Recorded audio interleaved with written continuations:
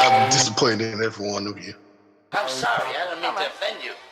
I'm disappointed in every one of you. I kiss you on the mouth. No, I'm not cool with that. I'm sorry. One more time. I'm disappointed in every one of you. I mean, I'm dealing with degenerate animals. I'm disappointed in every one of you. Disappointed in every one of you. All right, come on. Honestly, I can't do it, man. I'm disappointed in every one of you. Let me tell you why. It's gonna be all right, Nicky. Go ahead, shoot. You just killed a fucking man. What are you going to do about it? Yeah, because you got nothing. You don't got a thing. Yeah, because you got nothing. Lobito! Got nothing. I want to get out of this rat hole. I want to get online. I need BDA boxing.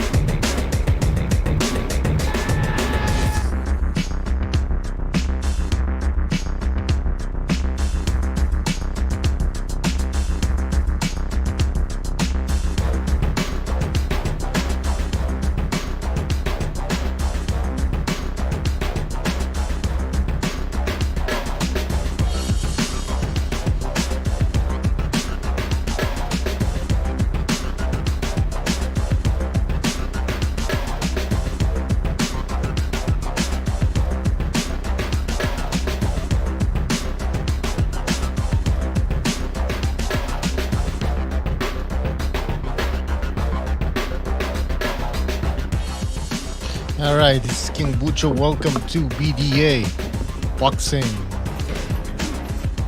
I am true. I am strong. I am strong.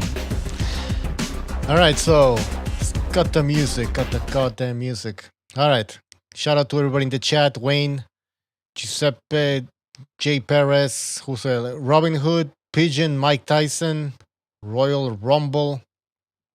Guys, welcome to the show. We will be opening. Actually, the phone lines are already open, but we will be opening StreamYard. Now, the thing with StreamYard, let me just get to it because, all right, so this is what has been happening lately. We have like 5 people on StreamYard, 9 people on Discord, or usually the regulars, and then we have phone calls. So it becomes like a Royal Rumble. That's right. A Royal Rumble, and we can't have that all the time. So what I'm going to be doing is we're going to have the regulars on Discord. We're going to take phone calls. And then on StreamYard, we're going to rotate people around. We can't just leave, we can't have somebody jump on StreamYard and stay there the whole show. It's just too many people. Let me see who's, okay. Revolucion is already there, and Mr. BDA. Revolucion, are you there? What's up, Bucho? I got quick 15 minutes to chill before I gotta go to work. All right. So I figured I'd pop in and say hello and what's going on, everybody? What's the topic of the fucking show today? Well, we're going to be discussing the news, the fight that took place yesterday. Then we're going to talk about 2 things. One, apparently Deontay Wilder versus Tyson Fury will not happen. I think that the contract is going to expire or something like that. So potentially Finkel said that, no, that fight's happening. So who the fuck knows what's happening? And also we're going to be talking about why some fighters are more popular than others. There's a lot of theories about this. Yeah, for some people, it's not that simple. For some people, there's some sort of conspiracy, I should say. I don't want to use the word conspiracy, but anyways, a lot of people have their own opinions on this topic. So that's why I want to discuss this. Well, I'll get my 2 cents on it while I'm, here. I'm only here for just a bit. Popularity, man. It's, first of all, we got to start by realizing boxing is entertainment. It's a legitimate sport, and there's all the statistics and the legacies and records we could look at. But at the end of the day, popularity is dictated by whether or not people like you. And what affects that, there's all different types of things, right? So I think I said on a few weeks ago, that people like to live vicariously through entertainers. Especially like, let's take Deontay Wilder, for example. Oh, yeah. Big, strong guy, knocks everybody out in one punch. Add to that, that he Well, represents Ward, this yeah. black power stuff, and that's very Your empowering king to a is lot of here. his fans, and that's why they get on the bandwagon. So that's like an angle that he works. Yeah. Whereas you see Triple G, he got really popular because why? He was just breaking guys down. He had same with Kovalev. They had action-packed fights. They were knocking people out. Mayweather was popular because he was a fucking asshole and people wanted to see him get beat. And it was the big question, who's going to take the O from him? Can anybody get the O from him? What else? Look at the British fighters, man. Anthony Joshua. Because just because he's British and boxing is bigger over there. That's where his popularity comes from. So there's all different routes and ways it happens. Yeah. Welcome to the show, Stu. Something, boys. Are there any fighters in particular you wanted to wonder why they're popular? I saw Andre Ward on the thumbnail. Yeah, we can get to that. We have a phone call, so I just want to take it before we continue. Go for it. All right. 443 on the air. 443. Yes, good afternoon, gentlemen. How you doing? Can you hear me? Yes, sir. Welcome to the show. Good. Go ahead. I think a lot of it just boils. Huh? Go ahead. Okay. Yeah, I think a lot of the whole popularity boils down to just marketing and just basically who you are and what people find to be exciting. Like you take Tyson and Holyfield. Mm-hmm. During their careers, Holyfield was the more successful one. Tyson was the more popular one. Understand? Right. So it just because Tyson gave you, he really stripped himself nude, and I'm talking about from a different point of view, whereas he would just be absurd. But when he got in that ring, you expected him to knock somebody out or something was going to happen, right? Yes. Whereas when Holyfield fought, you expected an exciting fight. You didn't expect any madness. You just expected an exciting fight. And that was the difference. One was like a blue collar worker, and one was boom. He was thrills and excitement. That's just how it is. That's just how it is, man. But we had this conversation last week when I tuned in, and I mentioned Gigi and Ward. Like you take a Ward now. Ward to me he's a very good fighter, very skilled fighter. He didn't play the buffoon or anything like that. He came in there and did what he did. He won and he went home. Whereas I said I appreciated Gigi as well because he came in there and he was the big drama show. He gave you what he gave you. Yeah. You expected him to beat somebody up or to knock somebody out, and that was it, right? Right. So it's just a matter of your opinion, or your perspective of what you find exciting and what you really like. That's all it boils down to. Well, I mean, some fighters. Go ahead. Finish. Okay. Yeah, I think Floyd Mayweather made, to me, was a stupid comment. Personally, I thought he said, as a black athlete, you have to act a fool or act a buffoon to get paid. That's not true. You have to win. You have to win in a certain way. You don't have to act a fool to get paid. You understand me? Yeah. You don't have to do that. And if I add on to that, let's look at George Foreman, who was on that comeback in the early 90s. That got over big. Everybody was paying for the fights, and it's because he was fucking 50 years old. He didn't go in there and say, I'm going to strangle your kids to death. He didn't fucking... Hey, whose phone's doing that? Can somebody mute that phone? The fucking phone. Turn the notifications off, man. It's not me. Yeah, I can't. That's on my tablet, man. I have to turn the volume down on that. That's not. Yeah, you're gonna have to turn it off, bro. You can't come on here and let that up. Let me just jump off here and say this. In Foreman's case, he knew how to market himself, and he was in his late 30s when he came back because he learned that from Ali. He was smiling, eating cheeseburgers, and basically the friendly type. But then he get you in the ring, and he said, "I'm gonna take your head off." But he did it with a smile on his face. Yeah. Right. Now, can I ask you a question? How come? Are you saying that the outside drama is something that Andre Ward lacked, and that's why his career went the way it went? Yeah. He wasn't about the drama. He was a business. He was just. He came in there. He did his business how he knew to do it, and then he went home to his boring fighter. boring fighter too. Nothing to do with him being an arsehole or not. Not to me. The fact of the matter is, can I speak? The fact of the matter is, world class fighter, just boring to watch. Just you got to remember, if you know your boxing, then you'll probably appreciate what Andre Ward does in the boxing ring. Some of us don't, but some people will. But if you don't really know the sport and you've tuned in to watch a good fight and a brawl, you're just not going to get that from Andre Ward. This is the problem. Just not very nice on the eye to watch. And this is where if you don't have some sort of personality about it, you know, where you are wild, like the caller said, you've got to be a bit of a piece of shit these days, isn't you, to sort of like get the media on side with that sort of. But if you haven't got that in you, you better be exciting in the boxing ring, because if you haven't got either, then you're doomed. And this is where we are, man. I'll give you a perfect example. You go over to the UK. This was back in the day. You take Eubanks and Nigel Benn, right? Nigel Benn. Yeah. They're two offsetting personalities, but I think Ben was more popular because he was the wilder guy out of the two of them, whereas Eubanks was pretty much kind of like a showman, but he wasn't as wild as Ben. No, I'll tell you what it was, bro. I'll tell you what it was. Because I remember, obviously, as a youngster, I remember watching both fights, watching the build-ups. It was just massive. I mean, I think 20 million people watched that fight in the UK in a country of 60-odd million. So that just shows how many people watched that fight. I think it was more people like Ben because of the way he fought, and a lot of people, Eubank rubbed him up the wrong way. The way he talked, the way he went on, and his cockiness and his arrogance rubbed a lot of people up in the UK. I mean, you know, it just did, mate. And that was see, I was one of the few people that always wanted Eubank to win because I was a big Nigel Benn fan, but I just loved Eubank.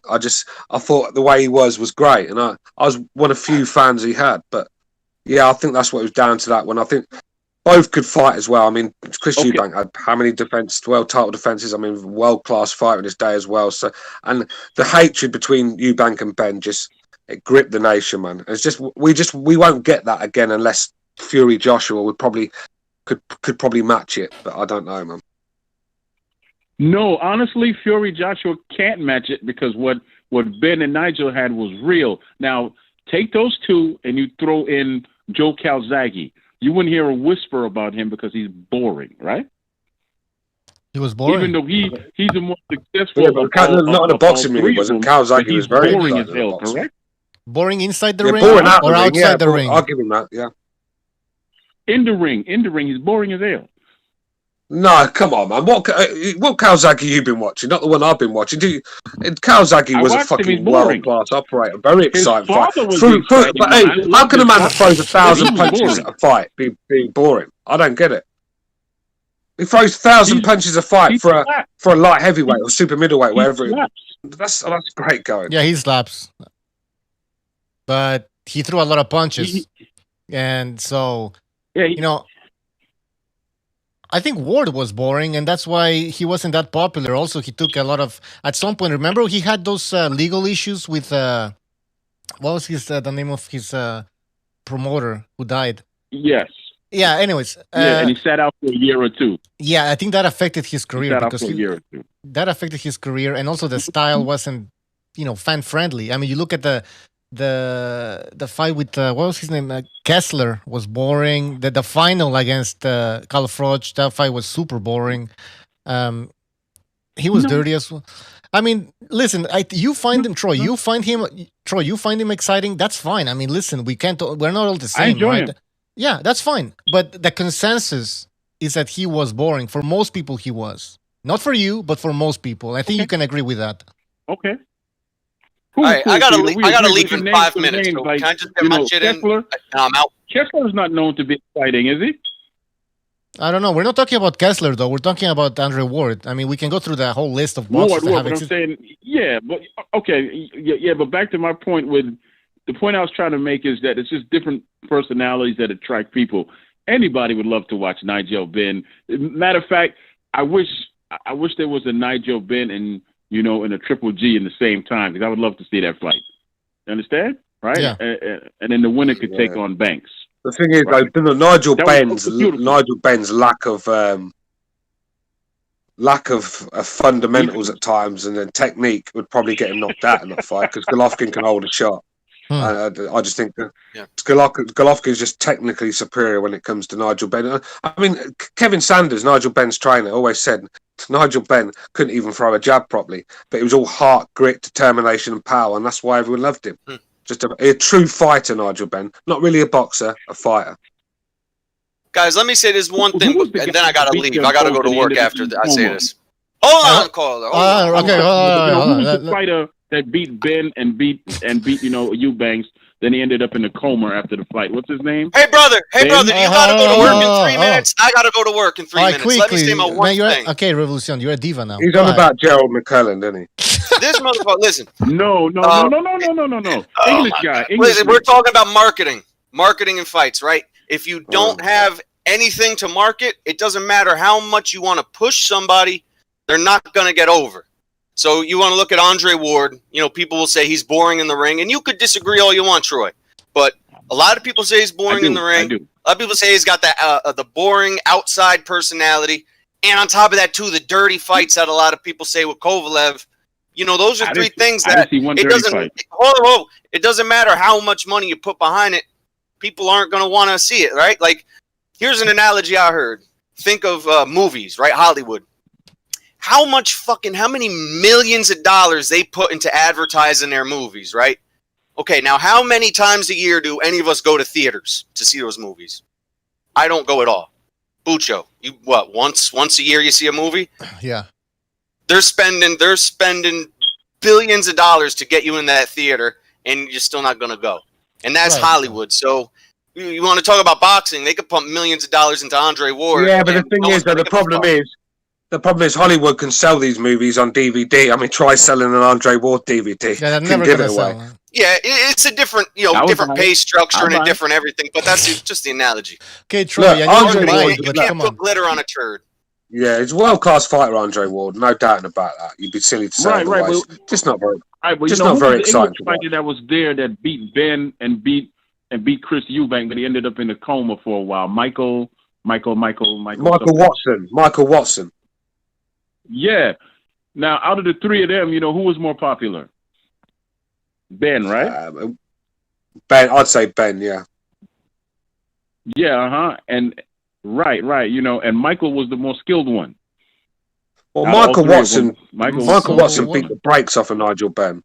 Watson beat the brakes off of Nigel Benn, and he beat up Eubank in the first one and got, I think, a robbery draw. And then in the rematch, he was dominating Chris Eubank, and Eubank just obviously landed that uppercut, which changed everything. I mean, but it was in the 11th or 12th round or something like that. Eubank was getting complete. So Watson was the better fighter out of the three of them, but obviously we didn't get to see the best of Michael Watson after that fight.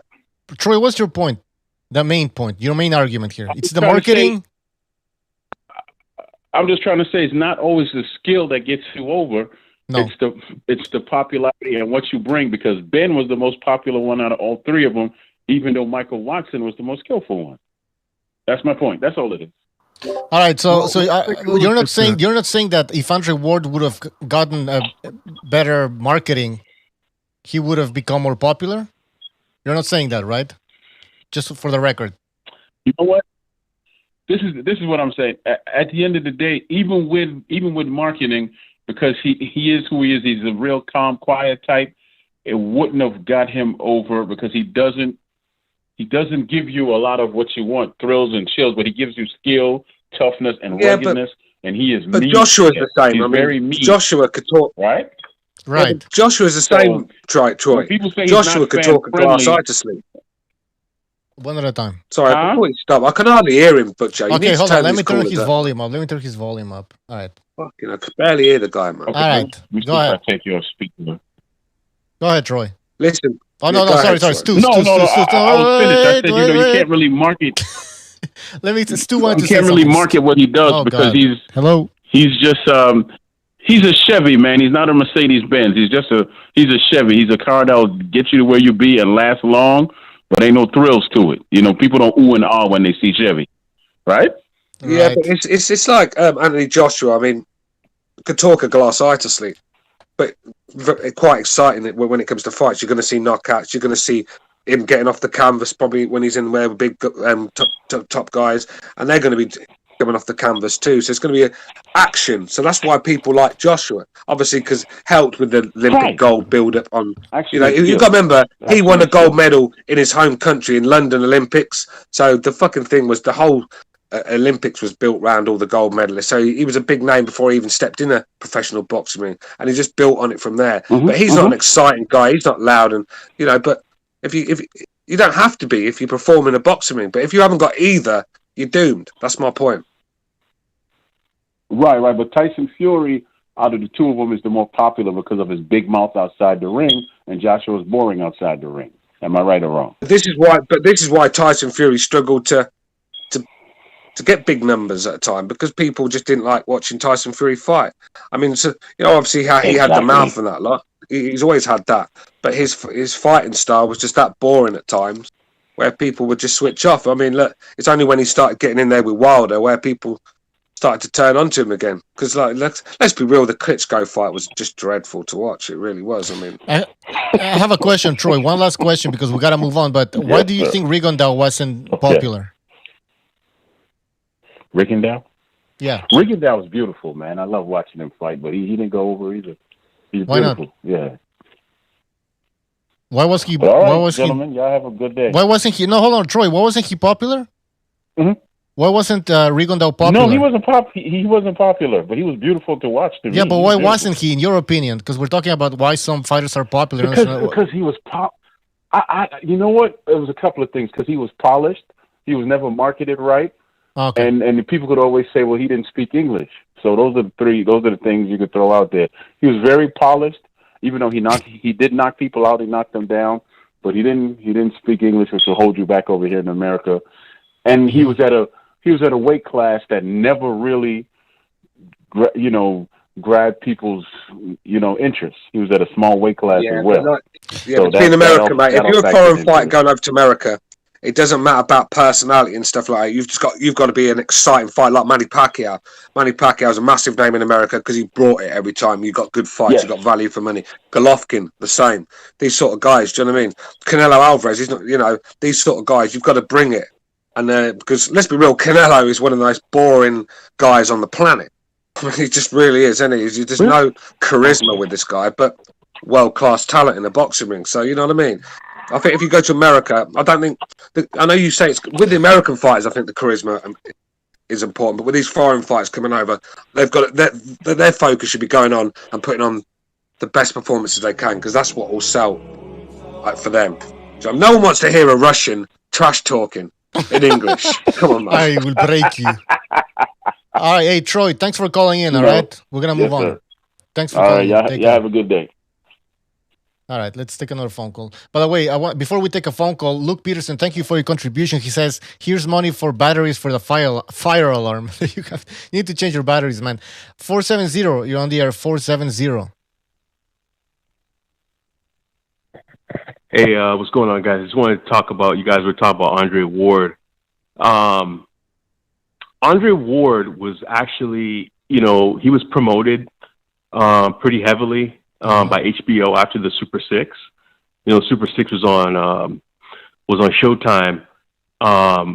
He was an Olympic gold medalist, but he got into the legal situation with his former promoter. I think it was Dan Goosen. Yeah, and it kind of killed off his career.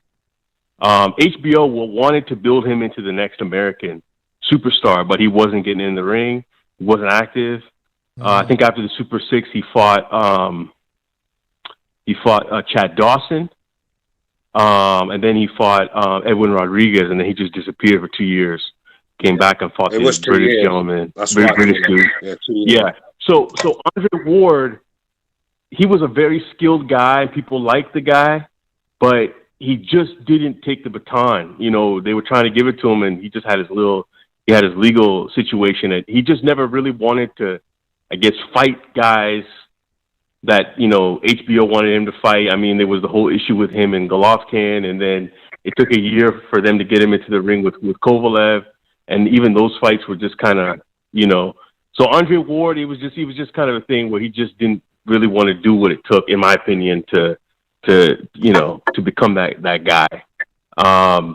But in terms of your main question, I think it's a fairly simple question. You turn on the TV, is what I'm seeing exciting, and the guys who've done that in the past, those are the guys who sold the most pay-per-views, whether it's Mike Tyson, whether it's Canelo, whether it's Mayweather, whether it's Oscar De La Hoya, generally, when you Manny Pacquiao, when you step down below that level where it's not about your in-ring performance and maybe it's your personality or, you come from a certain background, then, those guys are kind of popular, but not as popular. So the main factor is when you get into the ring, not just the casual, not just the hardcore boxing fan, is the average sports fan, when he turns on the TV, he or she turns on the TV, are they entertained by your performance in the ring? Mm-hmm. Those are the fighters that are the most popular. And, you see that now. You see the Anthony Joshua's, Pacquiao still fighting. I'm trying to think who else is out there. Canelo, those are the guys that get into the ring and bring the action.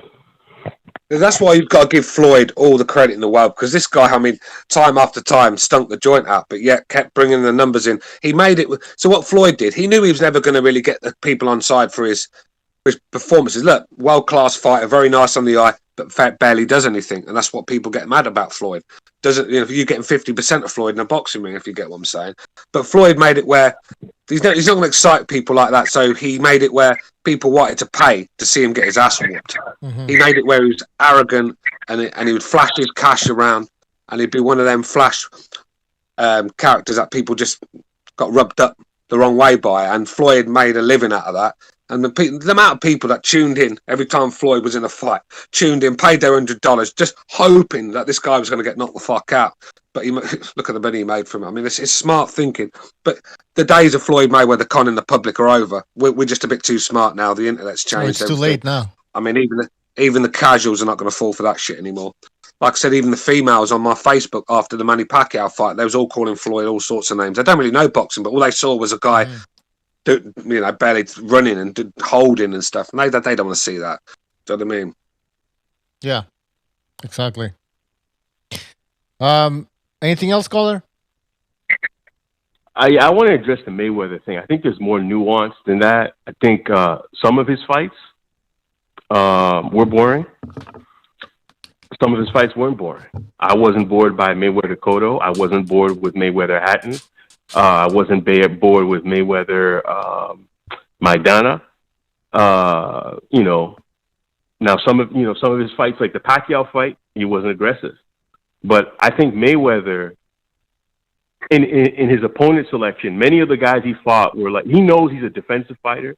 So many of the guys he fought, whether it was Cotto, whether it was Hatton, they were the aggressive fighters. So, in some of those fights, it was actually a good style mix. So when you watched it, it was entertaining. But there was actually one fight, I can't think of the guy's name off the top of my head. I'm a Mayweather fan. I fell asleep. I think it was the welterweight fight where he won the... Robert Guerrero. Oh, Guerrero. That was boring, too. That was boring. How did Robert Guerrero Because he beat the Haitian American. Andre Berto. Andre Berto. Yeah. He was coming off of that. Baltimore was boring as hell. Oh, that was the worst, man. Yeah, and remember he came in wearing a gladiator armor, something like that, like he was going to war or something. What that? And he certainly didn't go out on his shield, did he? Oh man, that's for sure. The crowd was booing that fight. You're right. The crowd was actually booing. Come on, man. But anyways, continue. Yeah, it was the Baltimore fight. That fight was just. But I think after that, he was picking opponent. Like I said, it was Ricky Hatton. There was Cotto. Those were exciting fights. Maidana, I really liked the first Maidana fight. So he had a mix of, but he talked his shit outside the ring, and You know, you got people riled up, The thing is, and the only reason the ready Madonna to see him fight was lose. interesting because Madonna just swarmed him, just didn't let him breathe. Floyd couldn't fight at his own pace that night, so he had to do most of it on the ropes. You know, it was just even because Floyd was aging a little bit, his legs had slowed down a bit, of course they had, and just Madonna was just cutting him off and just swarming him and hitting him on the arms. All right, a lot of it was the arms and the body and stuff, but still. He was just swarming Floyd, and Floyd really—that's what made it exciting. If Floyd had his way, it'd have been like the Guerrero fight. It's not Floyd making it exciting; he's having to fight back. That's the problem. Yeah. The hell, the sound went all the way down. All right. Testing. Now I heard that that Wilder and Fury 3 is off because the contract. I guess the date for the rematch in the contract has expired. Is that true or? That's what they're saying. Can you guys hear me? Yeah, something's wrong with my mic. Hold on. Testing. All right. Fuck.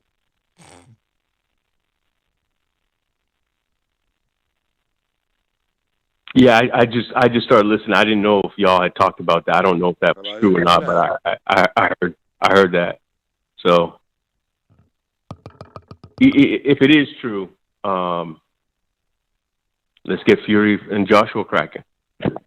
Yeah. Yeah, I'm it's good news for me. I'm not really fussed about this Wilder Fury thing. I mean, how many rounds have I got to see of these two fighting? I mean, I'm just bored of it now. I want the Joshua Fury one to start because you know with Fury and Joshua, you just don't know.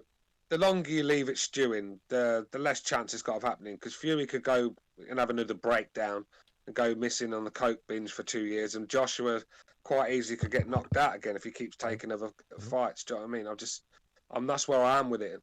I think if you're going to make that fight, you've got to make it happen now because that's what happened with the Wilder fight. We let it stew, and then what happened? We're a million miles away from Wilder Joshua now. All right. And what I do find weird is that we're already in October now, and yeah, they haven't announced a date for Wilder and Fury. So I mean, either way, like I said, you know, I'd like to see Fury and Joshua get it on, but that's all I got for you guys, man. Take care. All right, thanks for calling. Yo, Stu, can you hear me? My mic sounds really fucking low all of a sudden. Yeah, I can hear you, man. I can hear you enough. Jesus. How about in the chat? Can you guys hear me okay? Yeah, I can hear. We can hear you, man. If I can hear you, they will. Because my sound's bad enough as it is. So if I'm hearing you, they'll definitely hear it because their sound's better, isn't it? Yeah, but I can hear you guys fine, but I sound like very low. Testing. Well, how can you hear yourself?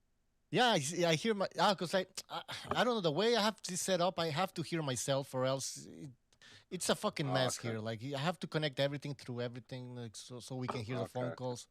Anyways, Tito says it's still broke. The color sound was good, says Poodle. Well, that's the most important thing. As long as you can hear the Stu is low. Fucking Christ. All right. Oh, everything's to the max. All right, hold on. I'm going to close this shit and reopen it. Yes, reboot it.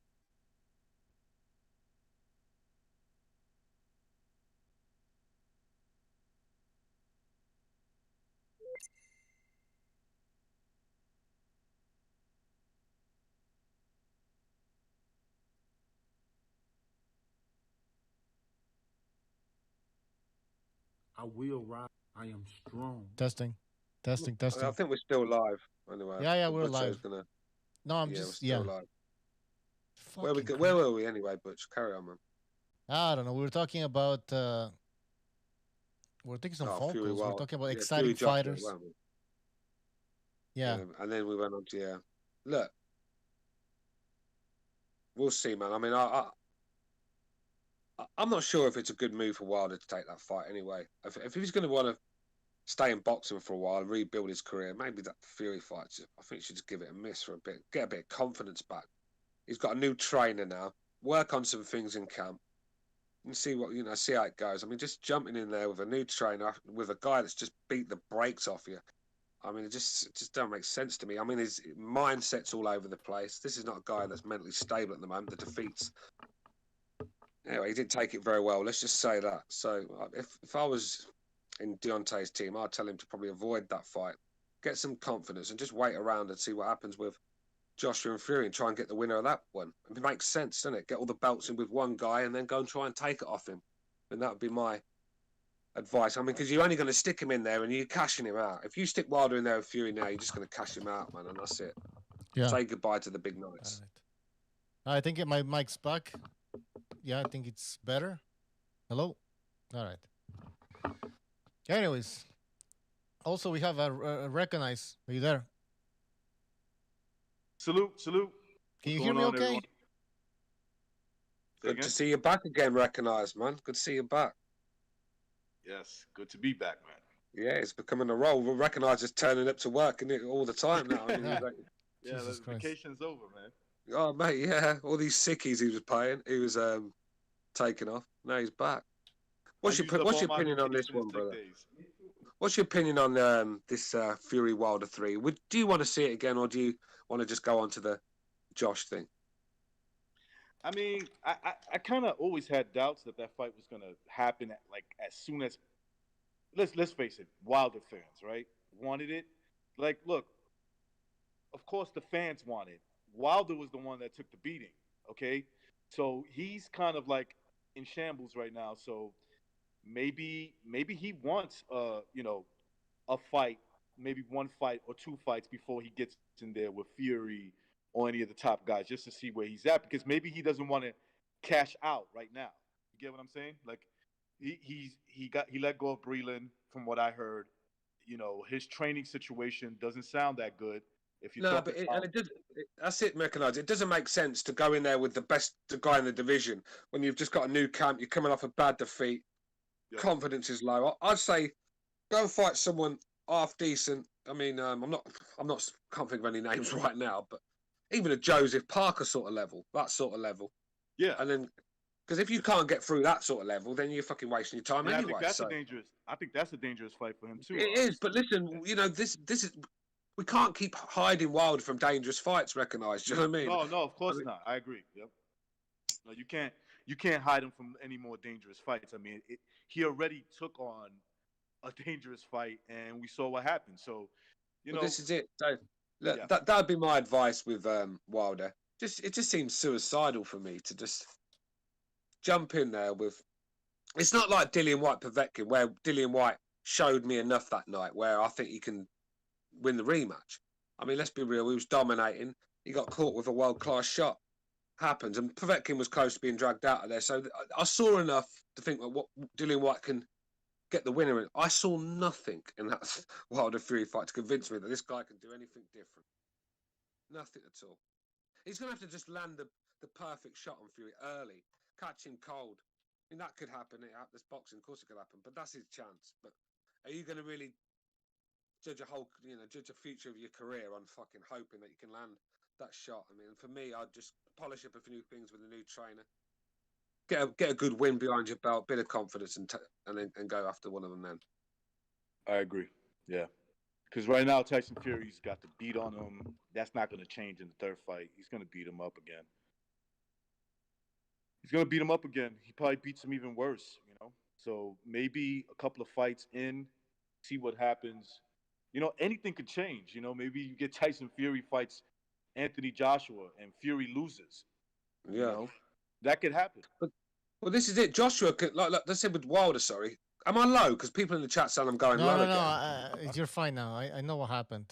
Go ahead. Right. So, see, with Fury, Joshua, if Joshua wins, like I said, that sort of like gets Fury out the window anyway, because then Wilder can just go straight into the Joshua fight with all the belts up for grabs, and he has a better chance beating Joshua for me than he does Fury. The styles make fights thing. I think that's one he has a better chance of winning. I'm not saying he will win it, but he's a better chance. But see, if he just jumps in there with Fury now, and say if it happens again, say if he goes in there, gets destroyed again, how are you going to sell Wilder to anyone?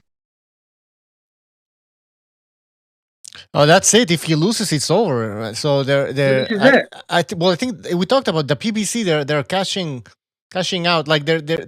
It's the last money fight for Wilder, and the PBC knows this, and they're probably right because. Okay, let's like you guys said. Let's say he doesn't fight Fury. What's he gonna do? Like, okay, let's say he fights Parker. How much money do you get out of that shit? Right? Like with Fury, you have a guarantee amount. It's pretty big. With Parker, who's gonna? You don't even know if people are gonna show up. Seriously, right? When Wilder was fighting Ortiz, were people excited? Did they sell out? No. Why would they sell out now that he just got destroyed and he's fighting some other guy? Some Joseph Parker, some Andy Ruiz. Yeah, but like I said, sometimes you've got to take a loss to gain in the future. So it's you just can't. All right, it's all right. He might get 20 million to fight Tyson Fury, but if he gets his ass whooped, his career's over. Now he could probably take 4 million to fight Joseph Parker, but if he wins in style, he can build from there and then probably get 30, 40 million when he fights Joshua and Fury. Right. Winner of that fight. No, I understand that part, which makes man. sense too. Stu, but I gotta ask you this though: do you think that after what happened, after what the whole world witnessed, don't you think that some of these fighters are gonna be fighting Wilder are gonna be coming in with a little bit more confidence? Yeah, but that confidence could get knocked the fuck out against Deontay Wilder. That's the problem.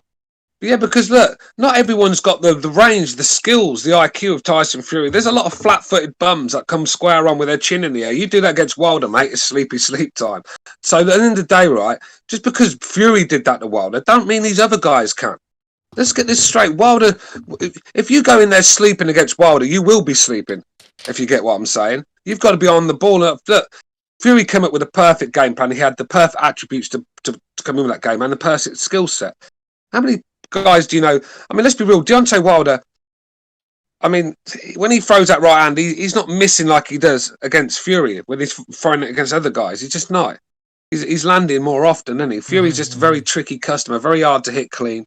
And that's, don't be fooled by that. I mean, right. Someone will come, oh, well, Tyson Fury did that. I'm going to do it to him. Then before they know it, they're fucking clean out in the first round. So you agree Dillian White would get slept by Wilder. Trust me, Dillian White with his defensive frailties would get slept against Deontay Wilder. Yeah, let me just read this. I found this in the news today. There it says Fury is talking nonsense when he says that it's between him and Wilder, and everybody else is on another level.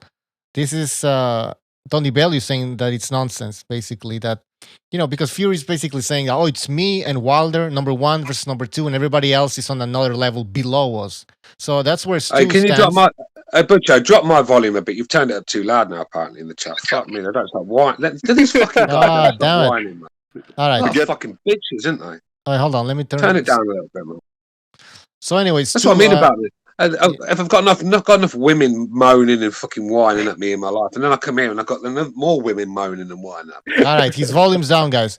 Stu, so you agree with Tyson Fury's comment when he's saying that Fury and Wilder, they're both the best, and everybody else is like a big step below. That's what you're saying, right?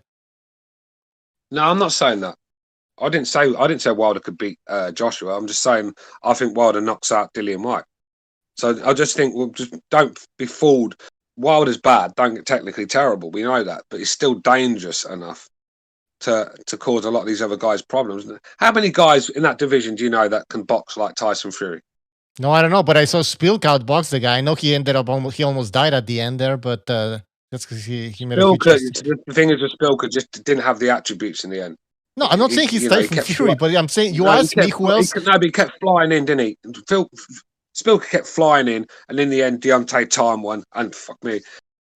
Well, as he woke up, yeah. So look, you can talk about Spilker all you like. He got knocked the fuck out.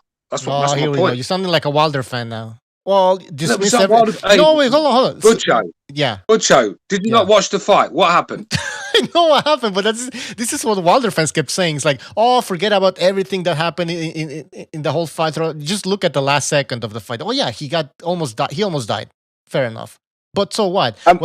He got outboxed. Now what I'm saying is that now in the future, but Joseph don't matter. It's 12 rounds of boxing. It don't matter if you lose 11 rounds in 2 minutes. If you're fucking sleeping at the end of it don't really matter, does it? Yeah, I know. I get your point, but we're talking now about the future. Wilder has been destroyed, humiliated. All right. So let's say Luis Ortiz was meant to be this Cuban skill stuff, this boxing masterpiece. He couldn't really do. I mean, all right, he was out boxing Wilder, but he really weren't really doing much, was he?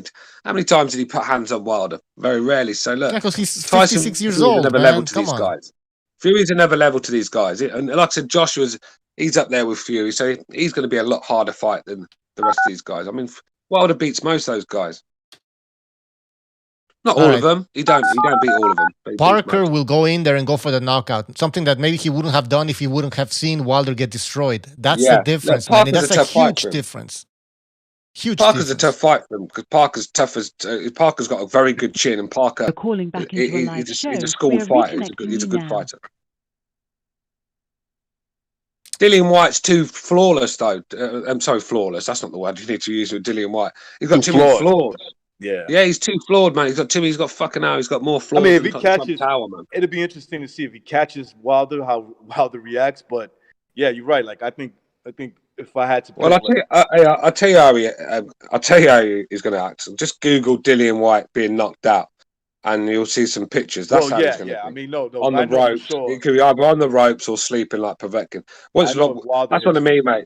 Yeah, he's going to have to land. He's going to have to hit Wilder first. I mean, that sounds simple stuff. That's the only thing that's interesting to me about that fight, Stu, is to see what would happen if White hits him, how Wilder reacts. But I would bet my money on Wilder to knock him out still. Yeah. Look, it's just a mental thing with Wilder. How mentally shot is he? Because for me, I think he's in a bad place at the moment. I just don't think he's got over this defeat. Some fighters don't. He's being smart, to be honest with you. Like he's maybe not in terms of what he's doing with the training, but like not taking this fight. I know that was him playing the timeline game, so he can say, "Oh, Fury doesn't want to fight me." It's him. Hey, can you remember when I come on this show months ago and said that fight's not happening? Yeah. Can you remember, Butch? Told you, boys, didn't I? Yeah, no, you said the second fight's not even happening, so. No, I didn't. No, that was somebody else. No, that was somebody else. That was somebody else. Yeah, somebody else. All right, so what? Then you stop saying it. Listen, you stop I just saying knew it wouldn't happen, mate. I just knew it wouldn't happen. Ugh, please. I'm glad it's not happening as well. You was out of line, Bucho. You was out of line. Yeah, a little bit. All right, let's try out StreamYard again. I know Brian wants to say something because this shit wasn't working. Hello. All right, I think it's working now. Guys, you can jump on StreamYard now. I'm not gonna keep you on StreamYard for the whole duration of the show because we need to rotate. All right. All right. There we go. All right, let me read the news in the meantime. We have Ryan Garcia 20-0, 17 knockouts versus Luke Campbell 20-0-3 with 16 knockouts. Saturday, December 5th. 12 rounds for the interim WBC. Oh, God. I like that fight, man. Yeah, I love that fight. Yeah, I think that's a step. Listen, man, that's a dangerous fight for Ryan Garcia, brother. Dangerous fight. Yeah. All right, sorry, guys. Every time I go on StreamYard, being able to, the thing, every time I talk to the people on the internet, other channels. Hey, how you doing, guys? Real quick, every time I go to other channels, people all say the same thing. Campbell cannot win a decision in the U.S. The last time I heard that many people say the same thing prior to a fight was Triple G Canelo 1. They were all right. Triple G couldn't get a decision in the first fight. And, Campbell, he's going to have to beat the crap out of Garcia just to get a draw, man. Otherwise, it's hard. And is Campbell, though, has Campbell got the game for that? He's a boxer on the back foot, and he likes to pick his shots. He's a counter puncher. He's not really one that's going to step forward and pile on the pressure. I mean, and that's what he's going to have to do to get the nod on the cards for me. Like I said, I don't see him stopping Ryan Garcia, but you never know. Do you know what I mean? Hey, one thing about Ryan Garcia, though, he's got a lot of power and he's getting better. but he kind of keeps that chin up, so that could be dangerous against Campbell. That could be. Who knows how that plays out? Maybe he goes Yeah, in there. I've seen Campbell fold to pressure quite a few times. I mean, if Campbell's all right when you're fighting at distance, trying to outbox him, trying to outjab him, he'll hold his own with anyone then. I think it's once you step inside Campbell's punches, inside his range, and start letting him off the body shots and start swarming him, he falls to pieces a little bit. I mean, he did it with Lomachenko. He did it with Mendes, the first defeat of his career. You know, when we fought Mendy, the same with Linares at times. I mean, Linares had to take it to the trenches at times. Do you know what I mean? I think that's when Campbell is at his worst, if you get what I'm saying. That's where he's there for the taking.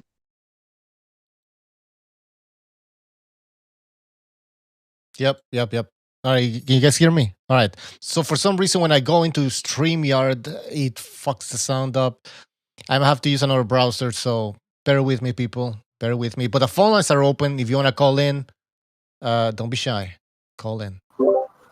Now, some people are saying they were talking about Ryan Garcia versus Tank Davis if they both get wins in their respective fights coming up this next couple of months. And the big theory is that these two guys are young, especially Davis outside the ring, not necessarily the most disciplined. Is it possible these guys look past their opponents and end up looking mediocre, or dare I say, losing?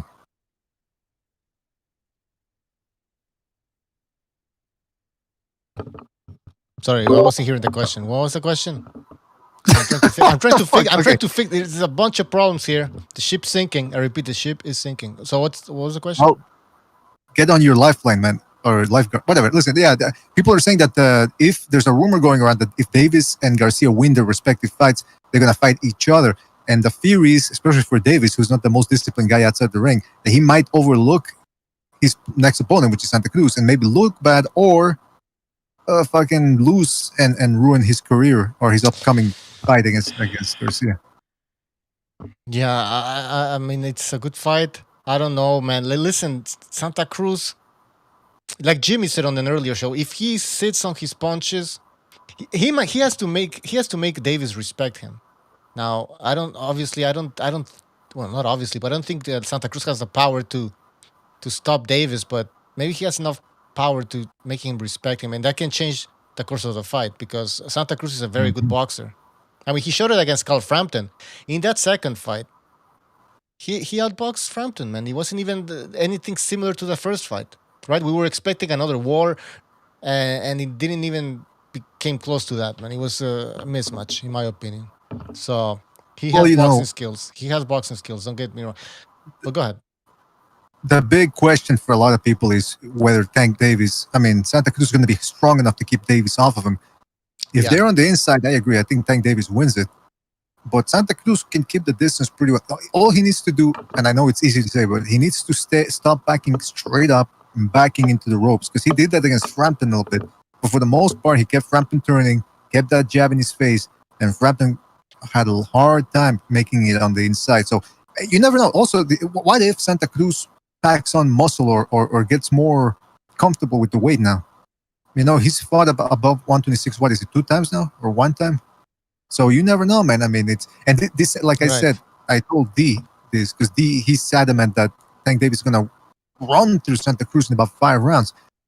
If Santa Cruz goes in there in shape, and even if Davis is in shape, we don't know how Tank Davis is going to react to the punching power. That's the biggest question. But Santa Cruz has skills.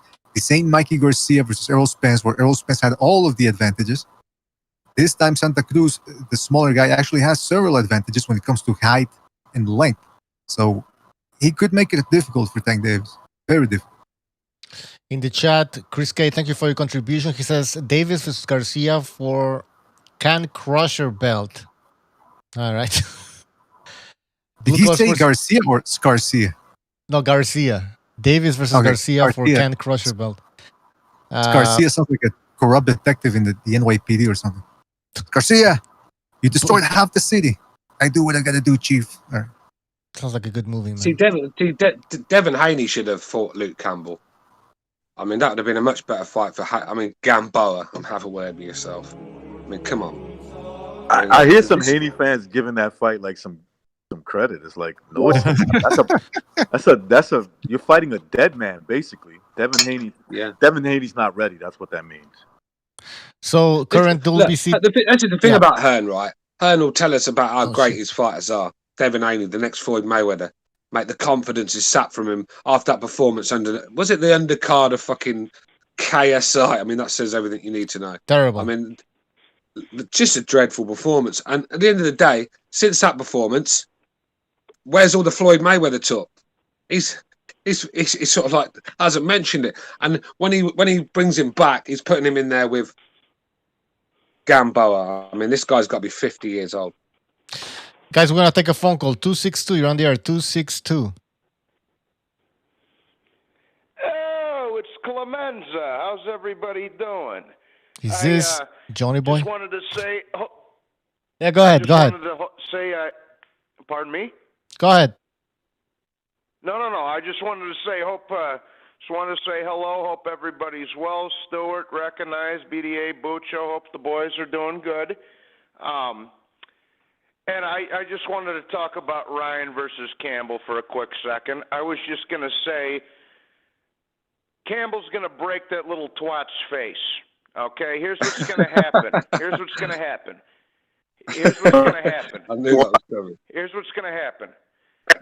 He's going to get confused by the speed in the early going, Campbell will. Okay? He's going to get confused with the hand speed a little bit in the early going. Somewhere down the line, Campbell's going to fucking shoot him with the overhand left because Ryan Garcia sticks his chin out in the air like a goddamn pogo stick, and he's going to get clapped. Now, I know Luke Campbell isn't the biggest puncher, but he's the biggest puncher Ryan Garcia's ever fought. And he doesn't have to kill him with one shot. He just has to land something clean that wobbles him. And that's exactly what's going to happen. I'm going to tell you the punch that's going to do it's going to be a swift ass beating. And Ryan is getting fed to the wolves right now because he tried biting the hand that feeded him with talking all that nonsense about Oscar. Okay? The punch that's going to kill him is the overhand left from Luke Campbell. It's going to hurt him, and he's going to die. Okay? That's all I wanted to say. Barnett... He's going to die, Johnny Boy, right? Pardon me? He's going to die, right? I have a feeling he might get knocked out, too. Frankie, he's gonna fucking die, dog. He's gonna die. He's gonna look like that blonde. When it's all said and done, he's gonna look like Blonde Face on Fight Club. Okay, he's gonna look like Blonde Face. He's gonna look like Blonde Face from Fight Club. He's gonna get his teeth broken. He's gonna let me tell you this. He's gonna look like Tony Gennaro on Raging Bull. He's a pretty kid, nice kid. I don't know if I should fuck him or fight him. No, I'm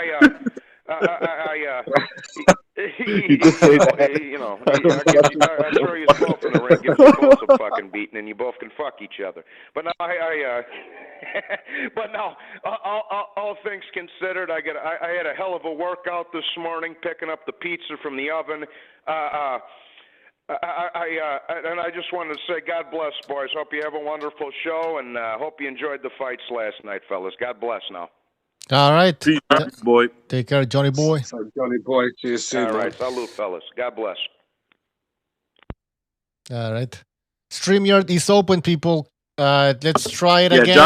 Johnny Boy's convinced that, and he might be right, that Luke Campbell's going to fuck up Ryan Garcia. It might, if it's too early... If it's too early for Ryan Garcia, that's exactly what's going to happen, bro. He's going to get hurt. Hey, guys, do you think... Oh, go ahead.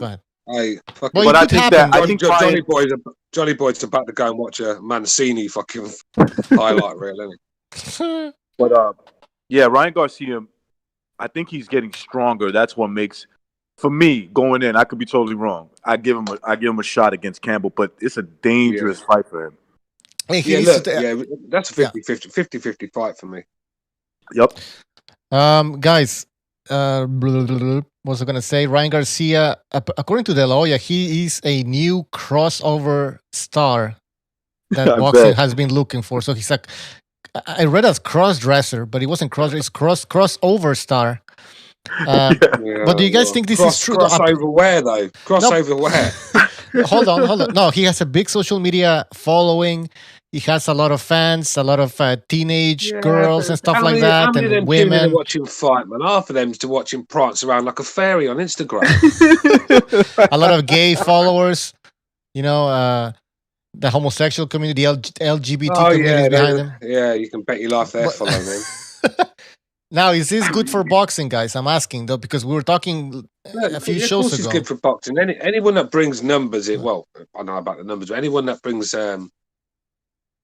heads to boxing, there's got to be positive. Look, Garcia's a decent name, isn't he? He's quite a big, like I said, he's got a big following. He's a decent fighter as well. He's no bum. Let's be real, he's no bum. But he's just not really been tested yet, and this is the test. I don't really know what to say about Ryan Garcia until he fights Luke Campbell. That'll tell me everything I need to know on the night. You know, I can't go by these. I know he's had a couple of good performances, but I need to see it at the top level before I can really make an opinion. This is why I'm happy. I'm happy De La Hoya is making this fight happen. And give some credit to Ryan. At the end of the day, I think that we're at a time now in boxing where I think that the days of you just feeding cannon fodder after cannon fodder are over. The fans are demanding decent fight. I mean, promoters are getting stick now. When promoters put on a crap card, I mean, you know, people can get to them these days on the internet, so they get a lot of stick. So they're under pressure to put these guys in earlier than they'd want to. And I think, but that's good. That's got to be good because you'll find out either way. If they're good enough, they'll come through. If they're not, then they won't. So, you know, why waste your time, waste everyone's money, you know, guessing for fucking 3 or 4 years and watching him fight cannon fodder? That's why you got to give Top Rank a lot of credit, man. They're putting on Teofimo Lopez versus Lomachenko free. It's not pay-per-view, man. Especially now with the whole COVID thing and with Teofimo asking for more money. They definitely could have done this on pay-per-view. I don't know what's going. Maybe Bob Arum is growing senile, and therefore he doesn't care about the money that much anymore. Or maybe he just has some comments. I don't know, but this is a fight. Mate, he's seen a market, mate. He's smart, Bob Arum. He's seen a lot of British people turning on Eddie Hearn and Sky, and Bobby's he's sort of like he's throwing fuel onto the fire, sort of stirring it up, and he's going to be one he's going to crawl in through the back door and probably get a deal done in the UK, which I'm hoping that happens. I'd welcome Bob to bring over fucking these guys. Do you know what I mean? And get. I want to see Lomachenko Lopez on my TV. Why haven't Sky got it? I'll tell you why. Because Eddie Hearn's made it all about him now. He's just such an arrogant piece of fucking shit. I just don't like the fucking guy. I hope he has got the coronavirus. I really fucking do. I just don't like the guy. I mean, he's ruined British boxing. He's sold out for DAZN. He's done a shit job with them and all. Let's be real. He has. Anyone that agrees with what Eddie Hearn's doing right now, I mean, you're not a boxing fan. You're a fanboy. Stu, Bob Arum always talks shit about everybody else. So this isn't anything new, in my opinion. I mean, that's Bob Arum. He's an old. Hey, Ron Steele says I'm always hating on the Rumpy. Brits. I mean, fuck, I can't win on this channel. I mean, I'm a Brit lover and I'm always hating on them. Which one is it? But look, it's called telling the truth. You should try it sometime, Ron. The fact is, Eddie Hearn has been a disaster recently. He's getting a lot of stick in the UK. Go and watch his videos. All them great Eddie Hearn fanboys are disappearing in their hundreds. Go and read the comments with Coogan, mate. Everyone's had enough of this fucking guy lying. Do you know what I mean? Not telling it how it is. Trying to rip us off as well. He's putting on free pay-per-view events in a month in the UK, right? And this is through a COVID period. People are fucking got no money. All the money we pay to Sky for subscription, they give us nothing. Yet COVID, you think they'd chuck a couple of fights in for us, isn't it? Look, that's for being loyal, guys. But no, if you want to watch some fucking chump, it's 15 quid it's going to cost you. John, come on, man, fuck out of it. All right, let's go to StreamYard. Let's go to StreamYard for a little bit. Where the fuck is my StreamYard? We got Brian and Kenshiro. Guys, can you hear me? Ah, fuck, I can't hear you guys. All right, well, we'll get back to you. Let me just fix the sound. In the meantime, more news. Spence versus Garcia has been moved from November the 21st to December 5th. So, same date as Garcia versus Luke Campbell. The fight between Spence and Garcia will be at the AT&T Stadium in Arlington, Texas. Cowboy Stadium with a few Oh, that's fans. where the Garcia Spence fight is going to happen? Yeah, with fans. Hey, Butcher, can I please? Hey, Butcher, can I please respond to this guy because I need to make it clear what I mean. Sir. Go ahead. Troy Graham says, Stu, he has put on some very good fights. How is Hearn ruined boxing? What is your real agenda? Look, I'm saying he's ruined British boxing because British boxing was in a great place a little while ago, in a real good place, and he's ruined it. He got greedy. He took us for mugs. He delayed. I mean, he had something to do with that Wilder Joshua not happening. And look, and he's turned his back on a lot of British prospects that are coming through. What's he done with Callum Smith lately? Eh? A world class, probably one of the best super middleweights in the world. He's doing nothing with him. Kell Brook, he let his career stew. So I just don't think he's been great for British boxing recently. I think he's got too big for his boots. I mean, his ego's just gone out of control. And I just. Everything that this guy puts in front of us, he wants something for. And, you know, he told us about the days of pay-per-view are over. What the biggest lie ever. Yeah, but still, I mean, look at all these British fucking girls. Is that really his fault? An American undercover. Yeah, I'll go to America if they. Because I've got more common sense than you lot. Because they said it. Stu, is that really his fault, or is that Sky Sports' fault? Putting the fights on pay-per-view. I mean, it's Eddie, isn't it? He's just like he's got too big for his boots. As simple as that. He just thinks he can just because he's got these little fangirls, like, you know, protecting him and defending everything he does and attacking anyone that says anything about him. This is why he continues to do it. Now, if everyone thought like me, he wouldn't get away with it because everyone would be on his back for it. Stand up. I don't understand why there's people that favor other promoter or I understand being a fan of a fighter, but being a fan of a promoter, it makes no sense. Whether it's Al Heyman, who's technically not a promoter, but we know it is. Whether it's Al Heyman, Bob Arum, De La Hoya, Eddie Hearn, Frank the Bullet Dodger Warren, these guys, they're all dirty. They cut corners. So I mean, come on. I mean, if you're really gonna be a fan of a promoter, I think you got too much time on your hands, or you need a new hobby or something. Hey, mate, evaluate your life. Evaluate your life. Really. If you're looking at Eddie Hearn and saying, you know, that's my guy, there's something wrong. Yeah. That's my man. He doesn't wear underwear, by the way. The guy doesn't wear underwear. Remember that video where somebody pulled his pants down and his shorts down? He had no underwear. How could you be a fan of a guy who nah? Exactly. Listen, mate. It's immoral. Yeah, look, at the start, I'm going to keep it real at the start. He was good for British boxing. He rescued British boxing, brought it back, but he didn't build on the momentum. He got too big for. He thought he was British boxing in the end. And then when the DAZN contract came on, he just took his eye off all our fighters and started. Greed took over. He thought he was going to go to America and be the next big, the White Don King. Fucking hell, man! He's not even Larry King over there, is he? Let's be real. Do you know what I mean when it comes to boxing? So look. You know, this is the thing with him, too fucking big-headed, and he's not done what he said he would do. He said he would put on top cards, good fights, world-class fights. He's got all this talent. He has, but what's he doing with them? I mean, he's charging us for Usyk, Chisora, all right, Usyk, right? World-class fight, not proven at heavyweight, so that's for Chisora has about 9 defeats, and we got to pay for that. Have you seen the undercard? Dreadful. Yeah. I mean, look, what's the other fights? I mean, everything that's got any sort of quality in the UK, it's a pay-per-view now, man. He's even putting pay-per-view events in America. So some of the big fights in America, he's charged us for them as well. Yeah, look, these guys, they all want to make money. Is somebody on StreamYard? Yeah, let's get to Brian and then Kenshiro. Go ahead, Brian. Yeah. All right, it's gotten so bad over here, right? And I'm just going to say this. It's gotten so bad here in Ireland and the UK that Frank Warren is getting praised for not putting Bawatsi, or no, what's his name? Not putting, what's his name? Joe Joyce and the other guy, I forget his name, not in pay-per-view. That's how bad it's gotten over here. What's his name? Oh, Jesus Christ, I forgot his name. You talking about Dubois?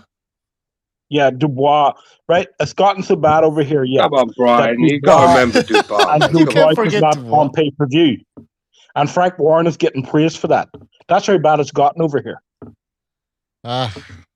Yeah. Well, hey, You know what I listen. mean? Like, you know, Yeah. like, But you know, like he is actually getting praised for not putting two prospects on not on pay per view. That's how bad it's gotten over here because it seems like every half decent fighter is a pay per view fight now. Well, listen. Look, if you're gonna keep it real, right? Dillian White is not a pay per view fighter, standard quality wise. All right, he gives you a good show and he puts it online. Someone's going to sleep either way, but he's not a pay per view fighter. He's technically horrible. He got knocked out cold on the ropes against Joshua, you know. So how the hell Eddie Hearn managed to sell Dillian White as a pay per view? Now Chisora is a pay per view fighter. You know, we've got to pay to watch Chisora now. You know, this is a guy that 9 defeats. I mean, come on, man. Yeah. Come on, man. Yeah, no. Yeah, well, with the And PBC, we have 3 pay-per-views. We have Spence on pay-per-view. We have Charlos. They were on pay-per-view. And then, what's the other fight? Leo Santa Cruz against Tank Davis. That's pay-per-view. And thank God they're not. Yeah, but they're still... Yeah. Yeah, but it's the quality of the fight. So some of them are probably not pay-per-view, but there's a couple there that you could probably get away with. But these ones which one? Which one? Well, look. Tank Santa Cruz, say what you like, mate. That's sort of Stop it, man. In Come the on. UK, in the UK, I'm saying about in the UK, not in America with them prices. In the UK, that would be a pay-per-view fighter if they were over in the UK easily because 2 world-class fighters. yeah. Don't mind that. But when you've got, hang on a minute. Here, Danny Garcia. You got to remember, it's only hang on a minute. It's only $20 over here. So that is, you could get away with it over here. That sort of standard of fight. Trust me, we've had a lot worse. But Bellew Cleverly was pay-per-view. Have a word.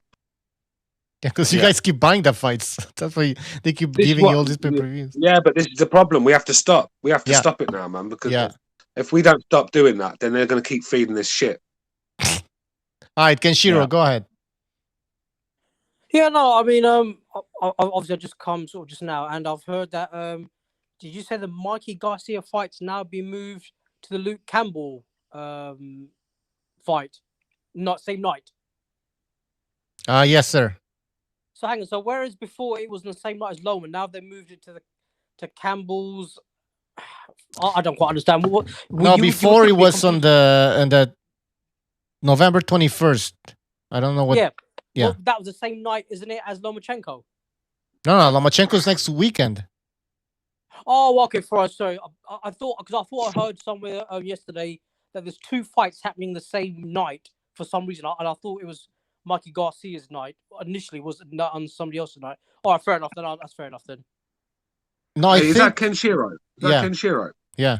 Ken, I want to ask you a question. What would be your criteria? Because there's confusion in the chat right now. What would be your criteria of a pay-per-view fighter?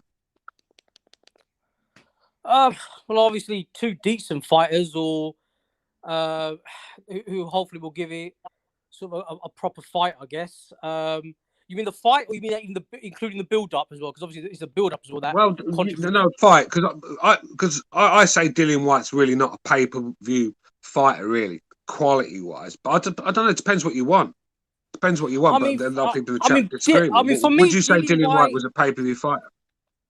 Yeah, I mean, Dillian White, Chisora, don't get me wrong, the build-up, they're great.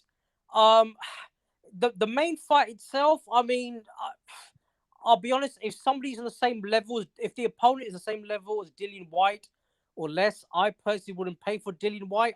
I don't think he's a pay-per-view, but maybe we haven't got as many options to go with. Yeah, I mean, is Povetkin a pay-per-view fighter? Right? No, okay, the answer is no. Come on, the answer is no. No and no. I mean, God, Jesus Christ. Then which fight isn't pay-per-view then? You know what I mean? Like, it doesn't make sense. Pay-per-view fights should be for champions. But what I think what Stu said is also exactly correct. Butcho. Whereas in England, we pay 20 quid. You Yanks pay like $100 or sometimes, which is madness. Yeah. But it's the subscriptions. It's the subscription that gets us over here. For that subscription. Yes, for that subscription, we get BS. Right, if you want to be honest, right, the level of fighters we're getting right now, and over the last year and a half, for the subscriptions we pay for Sky Sports, it ain't worth it. Right, for Sky Sports alone, you pay 40 quid a month. That's true. I can understand the frustration, man. I can understand the frustration. Sorry. Let Mr. BDA go ahead. Well, let Brian. I think Brian wasn't finished. Then I'll go after Brian. Yeah. No, and that doesn't include BT Sports. And then, that doesn't include BT Sports, which is another 20 euro a month. So that's €60 a month. We're paying subscription every month for those two things alone. And that doesn't include pay-per-views. And then you got another 20 quid, whatever it is, in pay-per-view.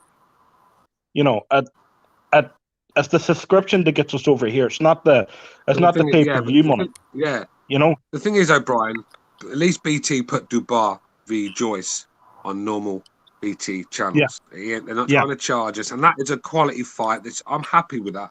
My subscription is paying for a fight like that. I'm happy about that. Sky are giving us, like I said on my video, Lewis Ritson in Newcastle. Who gives a shit about that? Not me. Yeah, no. Yeah, but that's what I'm saying in general. It's the subscription over here. It's not the pay-per-view, because we could buy a single pay-per-view, but when you're buying 4 or 5 and then you're paying a monthly subscription onto it of €60 a month for those two channels, or those two subscription channels, that's where it gets you.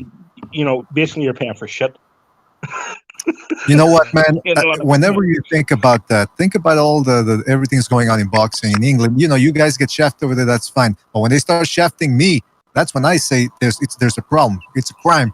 You know what, guys? No matter how bad things get, don't forget, one time here, when Jean Pascal was still active, or more active than he is today, we had to pay to watch it. We had HBO. I had HBO. Remember that, Butcher? We had HBO Canada over here when it finally came out in like 2011 or something. So you're paying for HBO Canada.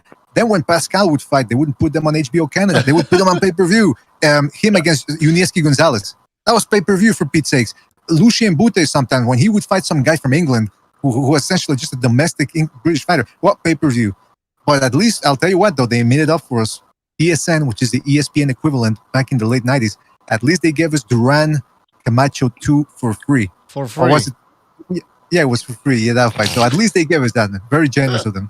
Very generous. I mean, we used to get free fights with ITV, but obviously since Sky comes, been completely different now. Yeah, really, the pay-per-view started in the UK. I would say it really got big with Prince Naseem Hamed. Yeah, he was the guy who really started the pay-per-view going on in the mid-90s. And from there it was like any half-decent star. Yeah. The thing, Hamed was quality. That's the difference, isn't it? I mean, look, Derek Chisora is no Prince Naseem Hamed, is he? This is my point, man. Nah. You know what I mean? And look, Yeah, it's not just. I'm just yeah. saying Chisora's name because I could reel off loads of them. Trust me, where they've been on pay-per-view cards and they've got no business there. I mean, Kell Brook, Frankie Gavin, pay-per-view. Let that fucking Harrison. All right, we're okay. Let's move on. We're just complaining about the price. Yeah, we get it. I mean, they're ripping us off, and like Stu said, I mean, we have as fans, we have to do something, and that something is maybe not buy the fucking pay-per-views, so they get the message, right? I want to complain about something else. Let's complain about something else. Prostitutes cost too much nowadays. I mean, come on, $100 for a blowjob, and it's not even. It only lasts about 2 minutes. Come on, the premium. We need to do. Man, you're getting ripped. You're getting ripped off. BTA, man. All right, that's what I'm saying. Fuck it. And they're guys too. They're not even women. Can we talk about something else? I need one now. Ah, Jesus. I'm kidding. Tigers. All right. Yeah, let's talk again about the main topic of the show. Why are some fighters popular and others not? Let's get to it. I want to get Recognize. Are you there? Where the fuck's Recognize? I'm right here. All right. Why are some fighters popular and others not so much? I mean, that's like asking, why one girl gets more guys than the other one. I mean, so it's simple. Yeah, it's pretty simple. What is it? Who's hotter at the moment? All right. Look. Ryan Garcia. Ryan. I knew you was going to say that, VDA. I knew it. I knew you would say that. But, Ryan Garcia could get popular because, so he goes on Instagram. Today's different, too, right, with social media.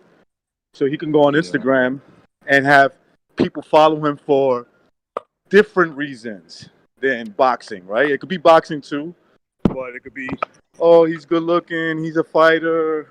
I wish he would, some of these girls are like, I wish he was my boyfriend. Some of these guys are saying the same thing. So that's just the way it is. I mean, look at Floyd Mayweather. I heard Stu talking about it earlier. Floyd was kind of boring, bro. Like as a boxer, he's a boring dude at times. But people want to see everybody wanted him to see. They wanted to see him lose because he had this big personality, and everybody was following him. And so it's just the way it is. Flash and brass. All right, guys, we're gonna. I think with popularity, there's a lot of factors in it. I mean, some countries, if you're from a country that just doesn't have any fighters, then you could be anyone. You're going to be popular. So that could be one. You know what I mean? That could be one reason. It's just, but for me, if you've got to be an exciting, it's usually the exciting fighters that ones that go and put it all on the line are the ones that get the best backing. All right, guys, on StreamYard, we're gonna move on because we're gonna take a phone call, and I don't want like 10 people in here. 443 on the air. 443. Yes, sir. It's me again, man. It's Troy. Troy. I just had to ask Stu a question. Yes. Yeah, Troy. I had to ask Stu. What is the issue with Eddie Hearn? I mean, I'm not really a great fan of any promoter, but he's pretty much done his job. So what is your real issue with him? Because he can't really. He wears no underwear. Any man that doesn't wear underwear, I don't respect. I don't know any promoter that's really putting on fights right now, man. So what's your real issue with Eddie Hearn? And no underwear. Pay-per-view star I don't like that. I don't get. Name me one fighter. Name me one fight he's put on that you're excited to watch, that you're looking forward to. Well, anything with Anthony Joshua, I'm excited to watch. I mean, still. Yeah, but have you ever seen Pulev fight? That's the problem. Nah, but I'm not interested in him. I'm interested in Joshua. Have you tried? If he's going to try and sell Pulev as a pay-per-view fight in the UK, good luck with that one. They're gonna sell Anthony Joshua as a pay-per-view fight in the UK, man. Yeah, but like I said, it's just that's the deal. No, but you're talking about the fights that are coming up, and that's one of them. I'm not just picking that fight out. I'm just saying that's coming up, and that's not really a fight I care too much for. I just don't like watching Pulev fight. I really don't. And I don't think I don't think that's a pay-per-view fight. I mean, look, maybe my standards are a bit higher than yours, but I mean, I just don't know. Okay, how about? I suppose. What about Devin Haney Gamboa? I bet that gets your fucking mouth watering, doesn't it? You got Anthony Joshua. That's the pay-per-view man right now. Now this fight. Yeah, but listen, look, I don't just buy. Yeah, but listen, I don't just buy Joshua fights because it's Anthony Joshua. I buy fights when he's fighting someone good. Like I bought the fights when he fought Klitschko and other guys that were good fights. I don't just like Andy Ruiz. I bought that fight. I don't just buy any old fight with him. I didn't buy the Takam fight. Troy, go ahead. Okay. No. You know what I'm saying. Is that's his mandatory, so he has no control over fighting him. If he beats him, yeah, but I didn't say it wasn't. I'm just saying I don't want to pay for it. It's pay-per-view we're talking about. I don't want to pay for it. I'm not saying he shouldn't fight the guy. Just don't expect me to pay for it. That's all I'm saying. He's a heavyweight champion, right? He's a unified heavyweight champion. On top of that, what I'm saying is I don't get the whole gripe with Hearn because he is what he is. He's a promoter. I don't know if any other promoter right now was putting on more fights or whatever. The last fight he had with White, that was a good fight. It didn't end the way people wanted it to end, but it got people's attention. And I'm sure. Yeah, but look, everything he's putting on is a pay-per-view event. My point is everything he's given us. He's putting on pay-per-view, and the ones when you're paying subscription. Can I finish? When you're paying subscription, you want something for your money back, and he's not giving us that. Every fight, that's just my point. Every half decent fight he's making, he's charging us pay-per-view for, and that's wrong. The guy's greedy. He's got too arrogant for me. I don't even watch his interviews anymore. It's just full of shit. Okay. Well, who do you want to see fight? And name me one promoter that's not greedy and not full of shit.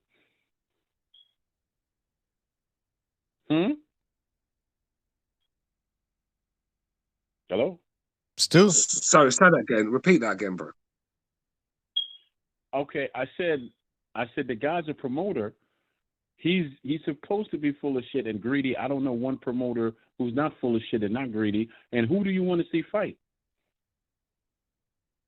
Listen, that's for another show. I want to see loads of fights. I could be here all day telling you who I want to see fight. Name the one. fact is, he's not putting any of them on.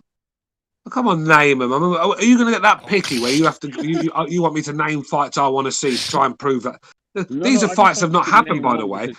If you're going to defend your corner, you show me a fight that he has made that's good lately. That's how you defend your corner. You don't talk about fights that not even made yet. Fantasy fight. You are. That's why I'm telling you to name one.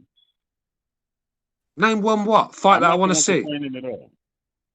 I mean, I want to see loads of fights. That's all I can tell you. I want to see loads of fights.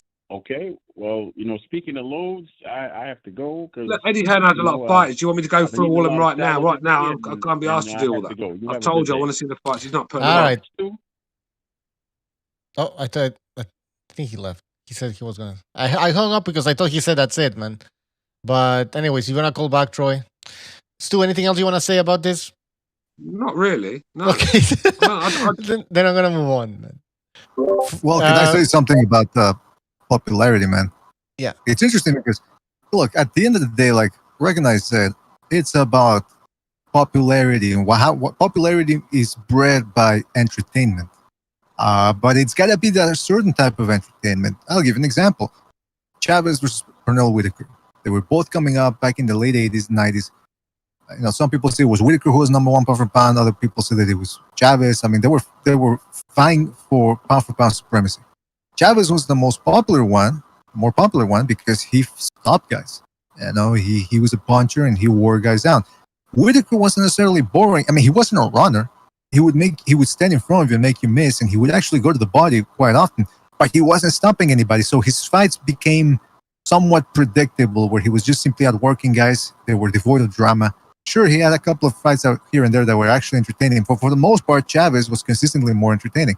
That's why Chavez was the more popular fighter.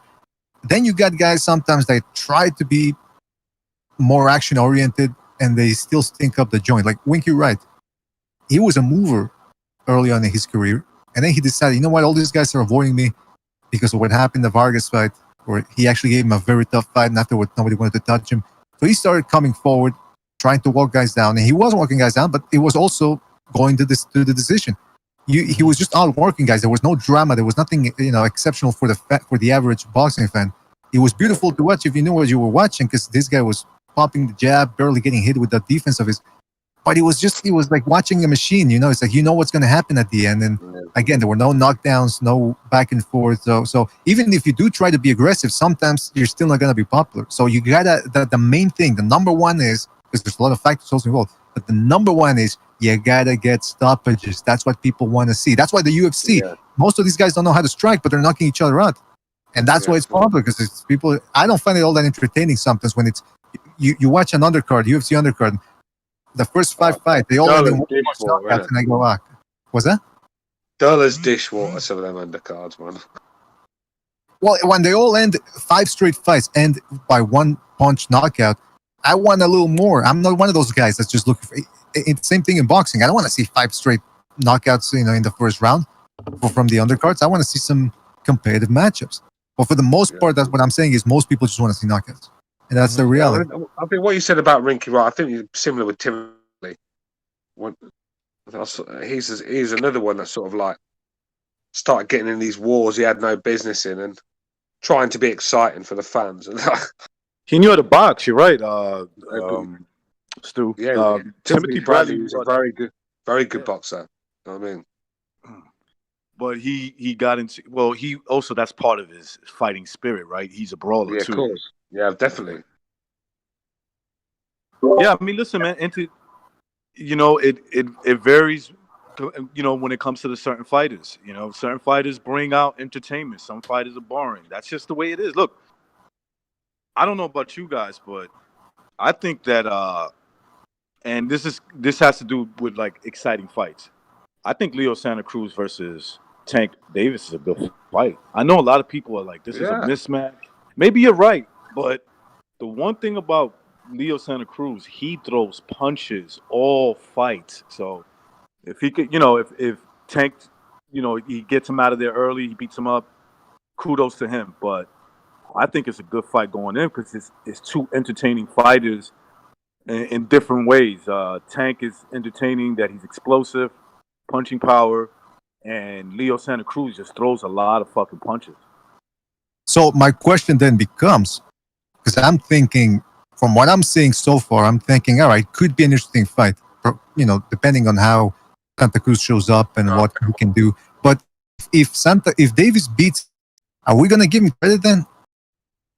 I will, depending how he beats, right? Like, if he beats him, he stops him, but box, hard, and it turns to be, let's say it turns out to be a blowout, but he really had to put in work to get Leo Santa Cruz out. I will give him credit if he stops Santa Cruz from punching.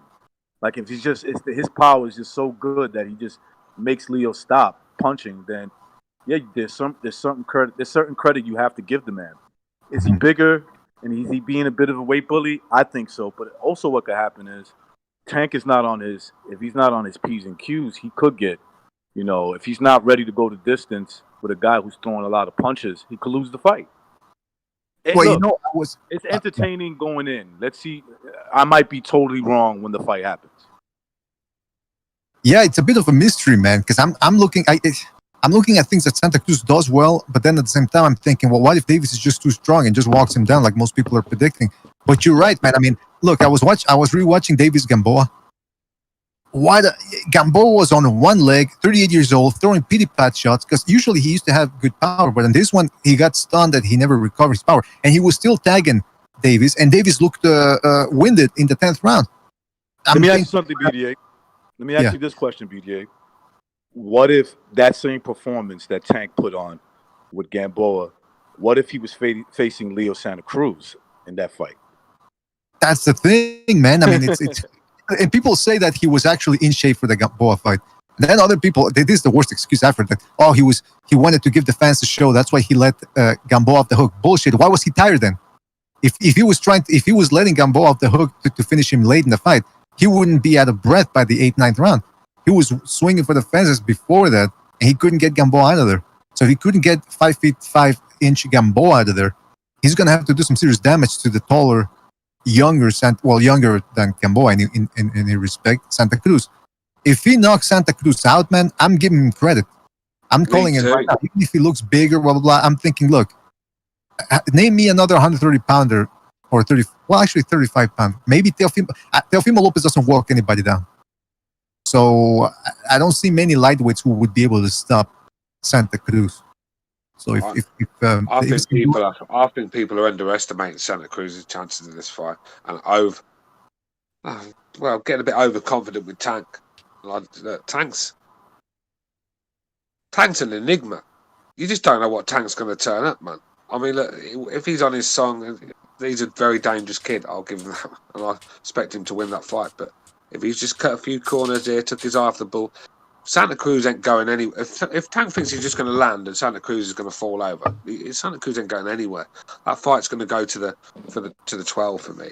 I just don't see anyone being stopped in that. Man, let me tell you, man. Davis is, like you said, he's mercurial. He shows up hot one day, then in the cold the next. But he hasn't really looked good all that much. I mean, think about it. The last time he looked good against a good opponent, I should say, was against Pedraza, and that was 4 years ago.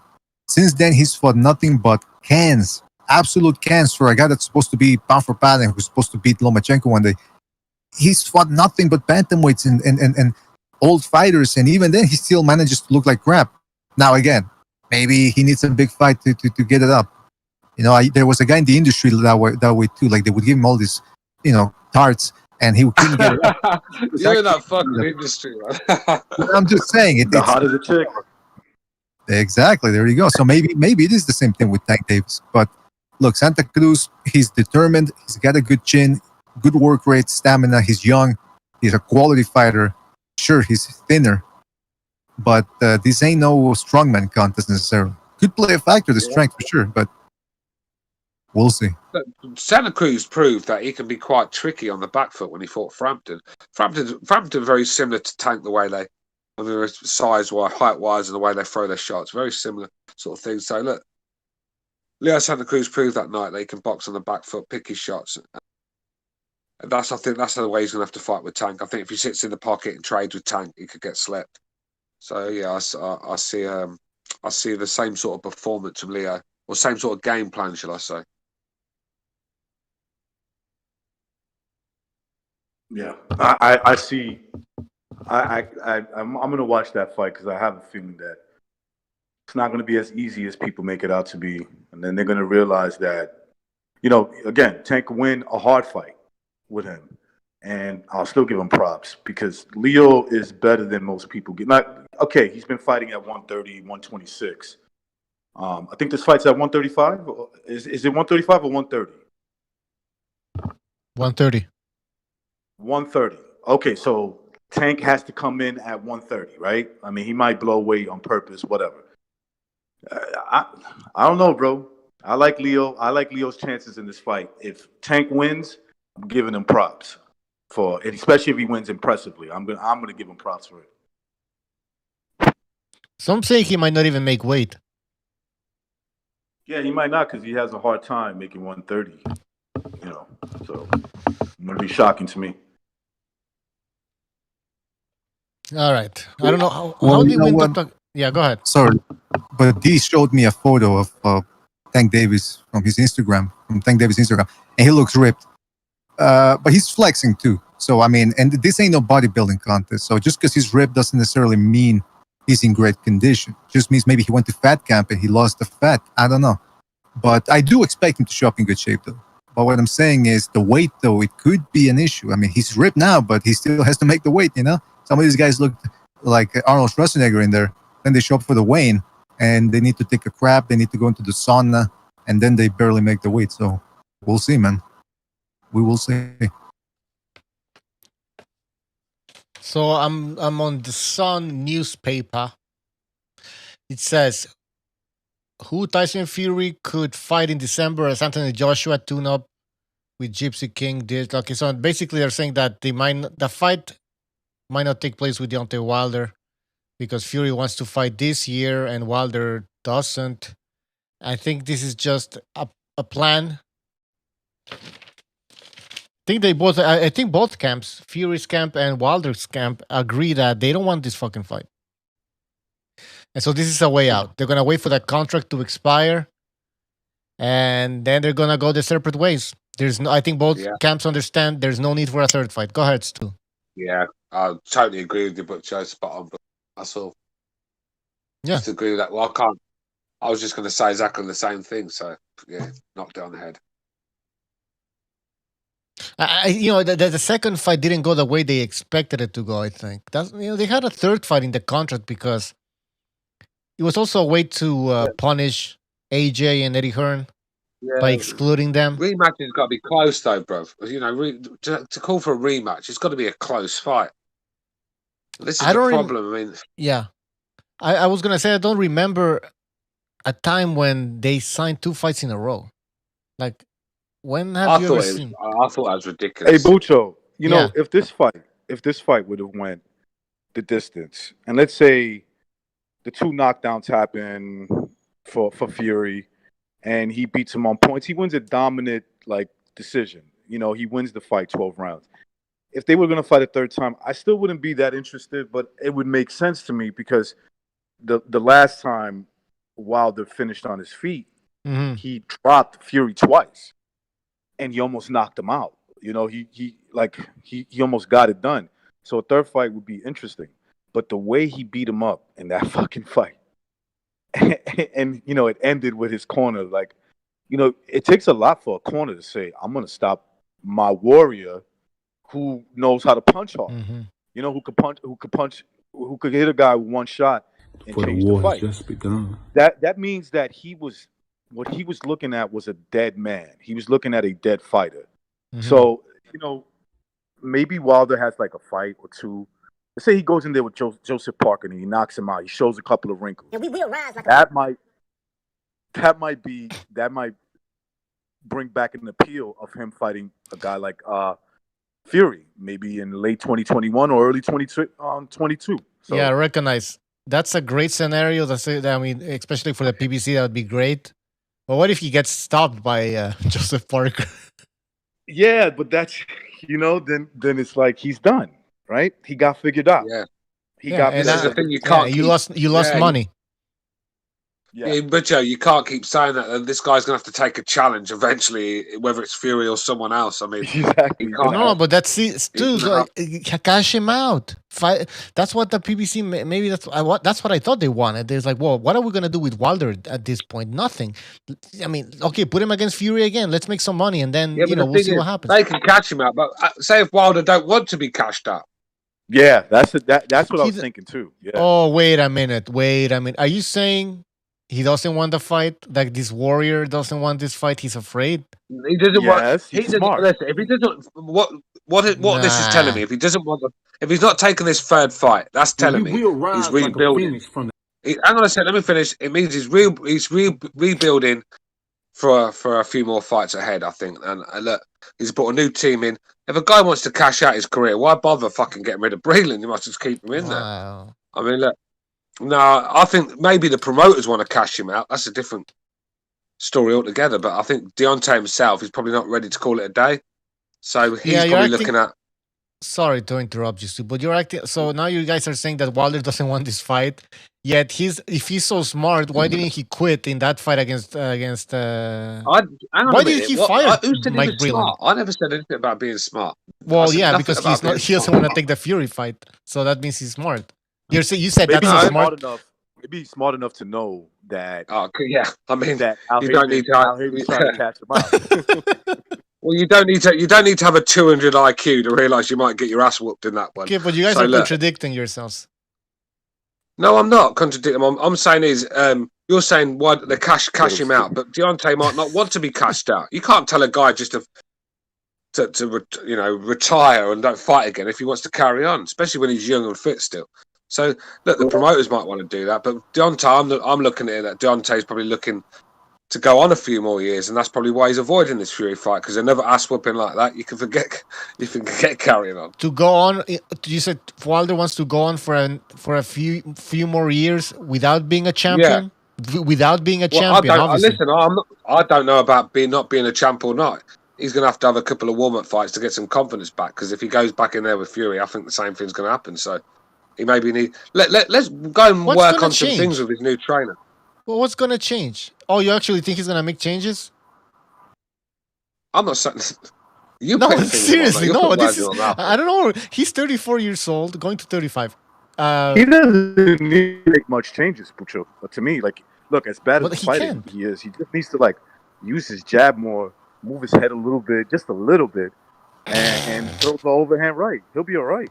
Yeah, I mean, man, obviously, I'm not saying he'll get it done. No, that's great. No, that's true. That's what we've been saying for the past 6 years or something like that. Like, I agree with that. I agree with that. Yeah. That's what I'm saying, guys. It's like it doesn't make sense. Like, there's no second wind. Ass whipping would make him do that. There's no second wind in his career. There's no second like. Yeah, but cashing out, right? How much do you think? I don't think that fight's going to generate too much. That third fight.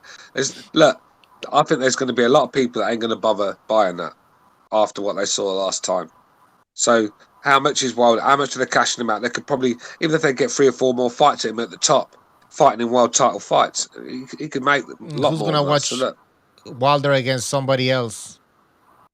Look, Wilder v. Ruiz is a good fight, isn't it? Yeah, after what Ruiz pulled off in Saudi Arabia. I mean, man. It's true. I'm just the devil's advocate. I'm just asking the real questions about Wilder is why don't they just put it? Forget the what's his name, Fury. Put him in there against a couple more guys he can knock out in one round. Put him in there against guys that he's gonna look good against. Rebuild his confidence, and then start talking about another big fight. I mean, why is it Wilder that wants the rubber match, and it's his team that have no confidence and they're stalling, or is it the fact? I mean, what's going on? That's what I don't understand. Well, I heard Breland was against the third fight. And that's probably one of the reasons why he had to go. But, according to some people, Breland was against the third fight. Look, rebuilding. When you're rebuilding, you don't go in there with someone that's just beat the brakes off you. You know, you got too many things to work, too many adjustments to make. to have it in one camp. I mean, like I agree with BDA. Go and fight some cannon fodder for a couple of million, get some confidence back, and then take it from there. But man, yeah, that's where I am. PSK says, let Wilder fight Emanuel Char for the WBA regular title, then let him fight Andy Ruiz, then fight for a major world title again. Okay, Yeah. I mean that's wishful thinking. In my opinion, he's gonna get. That's good matchmaking, though. That the guy in the chat, the guy in the chat, good matchmaker, mate. Good matchmaking.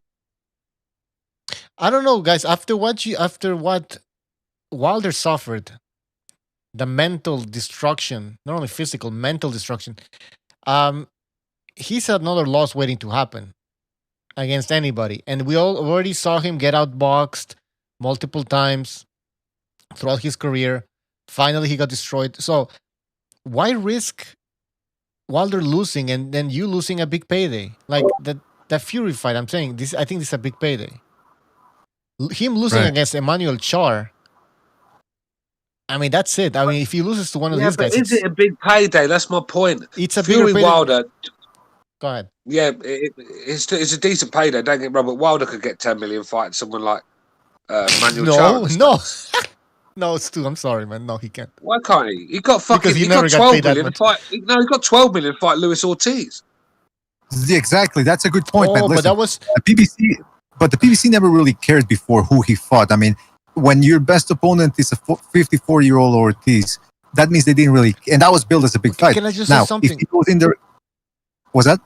The 12 million, that's true though. Stu brings a good point, but we gotta remember why they did this, because they were they were talking about, at that point, they were talking about Fury against, Wilder against Joshua. And in the future. So they wanted to pay him a lot of money. So when they sat down with Eddie Hearn at some point, they were gonna sit down with them and go like, listen, this is how much our guy gets paid, you know? So we're expecting him to get more than this.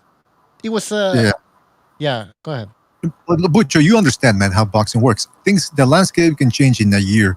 If Wilder gets 2 fights in the next year, the next 12 months, he knocks these guys out. You can build very easily off of that. You can say, oh, you see, like, even if he doesn't improve, they can just say, oh, he's been improving. Get a new trainer, and they're going to start the narrative that he's improved. Then you got 2 knockouts. So now the people, all they remember is the 2 knockouts. Then you start talking about Fury and the rematch and about all the allegations from that fight. So you see how you can start building a narrative to build confidence back into the Wilder brand. If he wins. That's the way it works. B-Day, said it better than I could, brother. Spot on. I know I did. What if he loses? Hello, man. Hello. Hey, what if he loses? I know I'm all right. You ain't all right. That's my new character. The guy that when you compliment him, he gets angry. Hey, BD, I know it's a nice fuckface. Let me tell you something, Pandeo. No, but no, I was gonna say, but what if he loses in the which is very likely. We don't know what this guy, like, his mental state is. Oh well, I think we know what his mental state is. We've seen the videos on Instagram and all over the place. This guy has lost his mind. I think the PBC, whoever is around this guy, they've seen the guy in person, and they know this guy's done. Right. They probably know he can't beat him right now. He can't. Okay, he had 2 shots at it. He can beat anybody. If Butcher was Wilder's promoter, mate, Butcher get Wilder killed, man.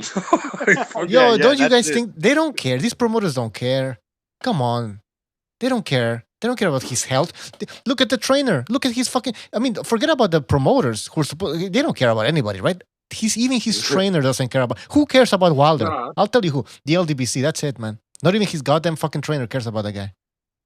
That's how. Well, remember what the Precise said after the fight, that when they were playing, I think it was the last round before the stoppage, the last break before the stoppage, and Wilder sat down, and they were playing "We Will Rock You" by Queen. And right as he was sitting down there, the part that says "Your big disgrace," bleeding all over the place, Precise said that they set him up to get the crap beat out of him. It's like they wanted. He says they wanted to humiliate him, and I mean, I don't believe in coincidences, man. Like when everybody was against him. Yeah. Was that?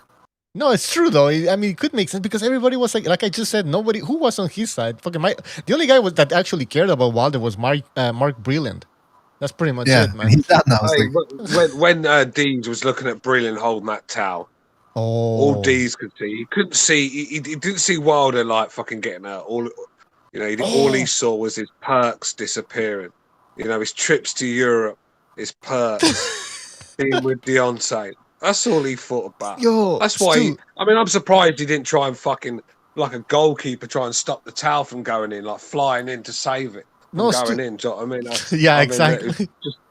It was desperation from Deez, and just seeing his face afterwards, it was comedy. Stu also, you know who also was like acting like a maniac when he saw the corner throw the towel? Shelly Finkel. You can see him in the crowd. They're sitting there. He's standing up, screaming and yelling. He's pissed off. Shelly fucking Finkel. All right, guys, let's take a phone call.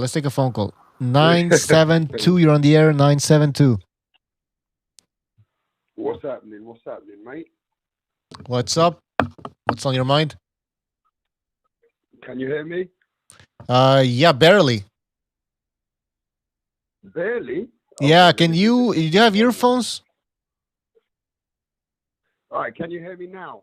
Nah, it's even worse. It's better? No, man. What the fuck is wrong? He's getting away from the phone. Get close to the phone, man. Get close to the phone. All right.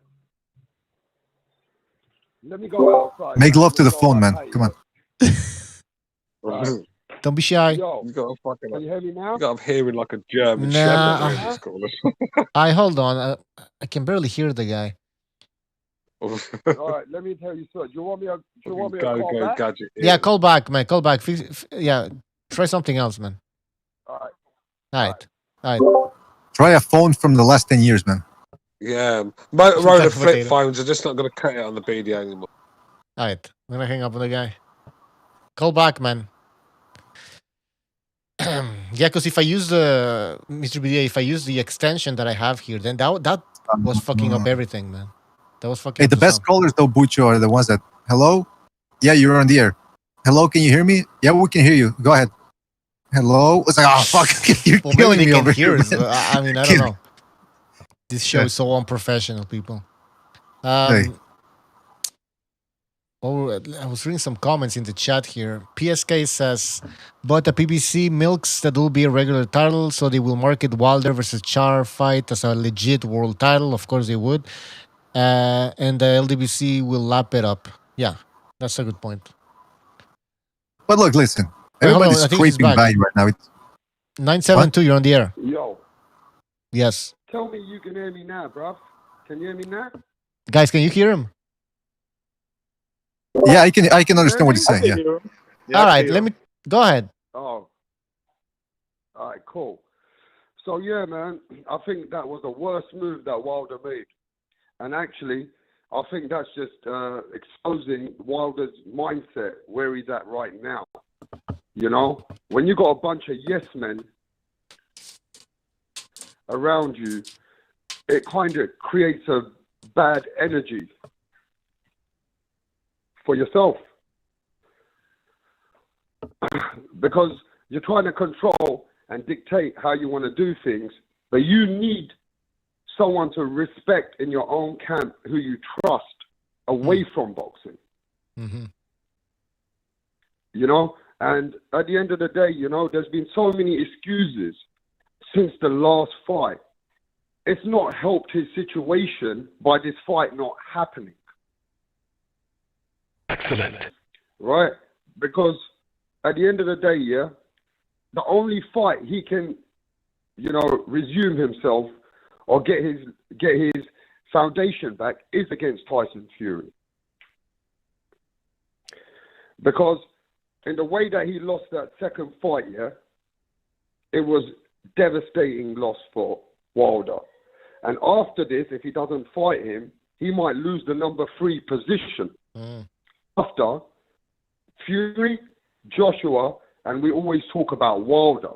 Am I right or wrong? Right. That conversation. You won't be talking about him again if he takes that Fury fight. It's going to start to disappear. What's that? I said you won't be talking about him again if he takes that Fury fight. Trust me. I can't hear what you said, bro. Say that again. I said after that fight, you will not be talking about him again. I can assure you, he'll be gone. I mean, he's going to take the whooping of his No, life. but this is what I'm saying. If you listen to what I'm saying, bro, I'm saying that if he doesn't fight Tyson Fury, we're not going to be speaking about him in the same mix. You get what I'm saying? No, but BDA, yeah, I do get what you're saying, Cole. I do get that. And in a way, you're right. But BDA made a good point. I mean, I think you could still build on Wilder. A couple of good wins, get a bit of confidence back. I think you could still sell him. Bro, you can only build him to a Dylan White fight. You can build him against a B- or a C-class fighter. Yeah? But when you bring him back to fight a Fury or a Joshua, he will not be nowhere near the favorite. Do you get what I'm saying?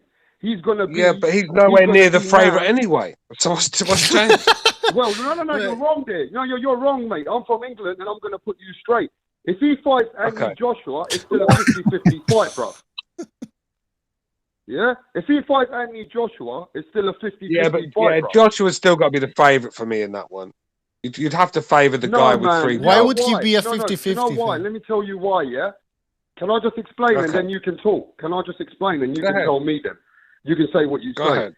What I'm saying is, right now, we know that he's had a defeating loss to Tyson Fury. But we also know that Joshua's style might suit Deontay Wilder. And Deontay Wilder has still got a chance to regain himself against a Joshua. Because the way I see it, that's a better matchup for him than a Tyson Fury anyway. But but the problem what I'm seeing now, there's been too many excuses, and even he made an excuse about his costume. To me, that's been ducking. And if he ducks Tyson Fury, we're not going to be as interested and behind Deontay Wilder for the Joshua fight. Well, I don't know, man. Like I said, I mean, Wilder's got to forget about what people think about right now and worry about his career. We're just going by that. Where does it really matter? Does it really matter if he's the favourite or not right now? Because for me, this guy, he needs a good win behind his belt. He needs a good performance. He needs some confidence. He's shot to pieces mentally. Stick him in there with Joshua and Fury now. I think he could get his ass whooped. So if you're going to build a fighter, throwing him into the lion's den's not sort of really the way to build a fighter when he's lacking confidence. Yeah, but bro, you understand boxing, yeah? You understand the boxing promotion and the foundation, yeah? Right now, he's at 50-50. Even though he lost, he's at 50-50 on the purse, on the promotion, on the gate, on the pay-per-view. If he ducks this fight, he's going to become 25-75. That's a big jump down. I don't think for 1 minute Anthony Joshua would give Deontay Wilder 50-50. I just don't. He has to give him 50-50 right now, right this minute. Well, based off of what, though? I don't get it. Yeah, that's what I can't get, but BDA. Based on what? Based on, I'll tell you what. If this Tyson Fury fight didn't happen, just say by chance, and Wilder steps up to Joshua, they're still going to demand that fight because of the matchup and the style up. Because these two were meant to fight anyway. Now, Tyson Fury, the king, the Gypsy King, can sit back. And he can say, okay, you two fight, and let me see who's going to win now. And then I'll fight one of you. Wilder still becomes in the top 3. He still can gain, and he still can demand a certain big amount of purse. If you duck this fight, Wilder will go down in a big way. Listen, mate, you can say he can demand it, and of course he can demand it. He can demand $1 billion. Doesn't mean he's worth it. Doesn't mean he's going to get it. I mean, he's not worth it. He just got stopped. He got humiliated. He wasn't even worth 50-50 before that. Now you do know this rematch with Tyson Fury, he's taken 30%. It's 70-30 Tyson Fury this fight. Jesus. You do know that, don't you? That's part of the rematch clause. I mean, I thought on the rematch. I don't know the rematch of the contract. I thought the rematch was at 50-50 pace. That's why they the second one was, brother. The second one was 50-50. The second fight was 50-50. The second one was 50-50, right? Yes, I think so. Yeah. Yeah. The second one was. Yeah, The I third think the one. third one was 50, The winner took. 52. The part of the contract was the winner takes 70%. Sorry. Well, anyway, if he doesn't fight Tyson Fury, it will damage his foundation a bit. I do agree with that. Yeah. Yeah, for Which, sure. I mean, fans Yeah, are yeah. gonna For fans sure. are gonna attack him. Even the American They're gonna hardcore attack you for being a boxing doctor. fans, the American hardcore boxing fans will stop riding for him. They'll stop lying for him, and they'll stop making excuses for him now as well, because they've all been shown up if he doesn't fight anyway. Yeah, good point, man. If I was in Wilder's team, I would tell him to avoid the Tyson Fury fight. That's just me. Yeah, All but right. it damages him, bro, big time. Hey, caller, we gotta move on, but thanks for calling in. It All can't right. be right now. He can't really get any more damage right now. I mean, All right, we gotta move on. He's coming off the back of an ass whooping. All right, before I go, the big fight against Loma and Lopez, mate. Everyone, just get ready for that, brother. All right. Call back when we talk about that Hang on a fight. minute. All right, Who man. you got in that? Who you got in that one, caller? That's a huge. Huh? Who you got in that? Who you got in that fight? Well, listen, I'm going to be honest with you, right? In my heart, I want that young boy to win in my heart, but that Lomachenko has got my mind because he's got so much attributes. Yes, we are here. Listen, in my mind, I can't go against my mind. That's the problem. All right, man. Yeah. All right, caller. Thanks for calling in. All right. mate. I gotta restart the phone lines because they're dead. Yeah, man. They're dying. All right. Thanks for calling, man. Call back again. Cool. Take care. All right, gotta restart the phone lines because they're fucking dead. And we got people on StreamYard. Let's go to StreamYard.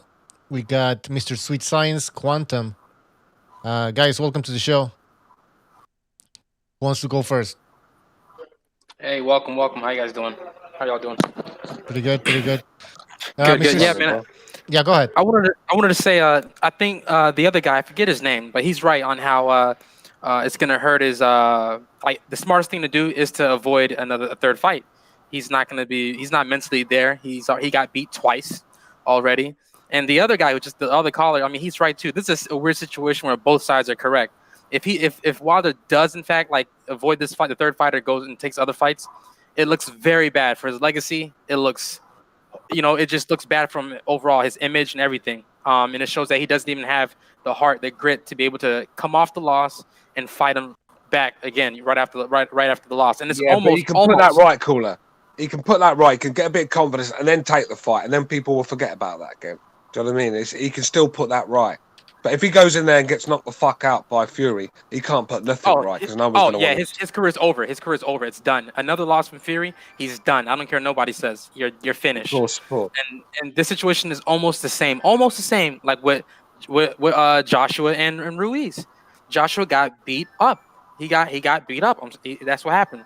And the biggest decision was, dang, do we make Joshua take a pre-fight before this rematch with Ruiz, or do we just throw him right back in there? Mm-hmm. That's the biggest struggle. Do we put Joshua's career on the line and take the rematch over and end his career if he takes the second loss from Ruiz, or do we say no? Let's be smart, give him a little a little tune-up fight, and then get Ruiz again. And so it's almost kind of the same situation with that.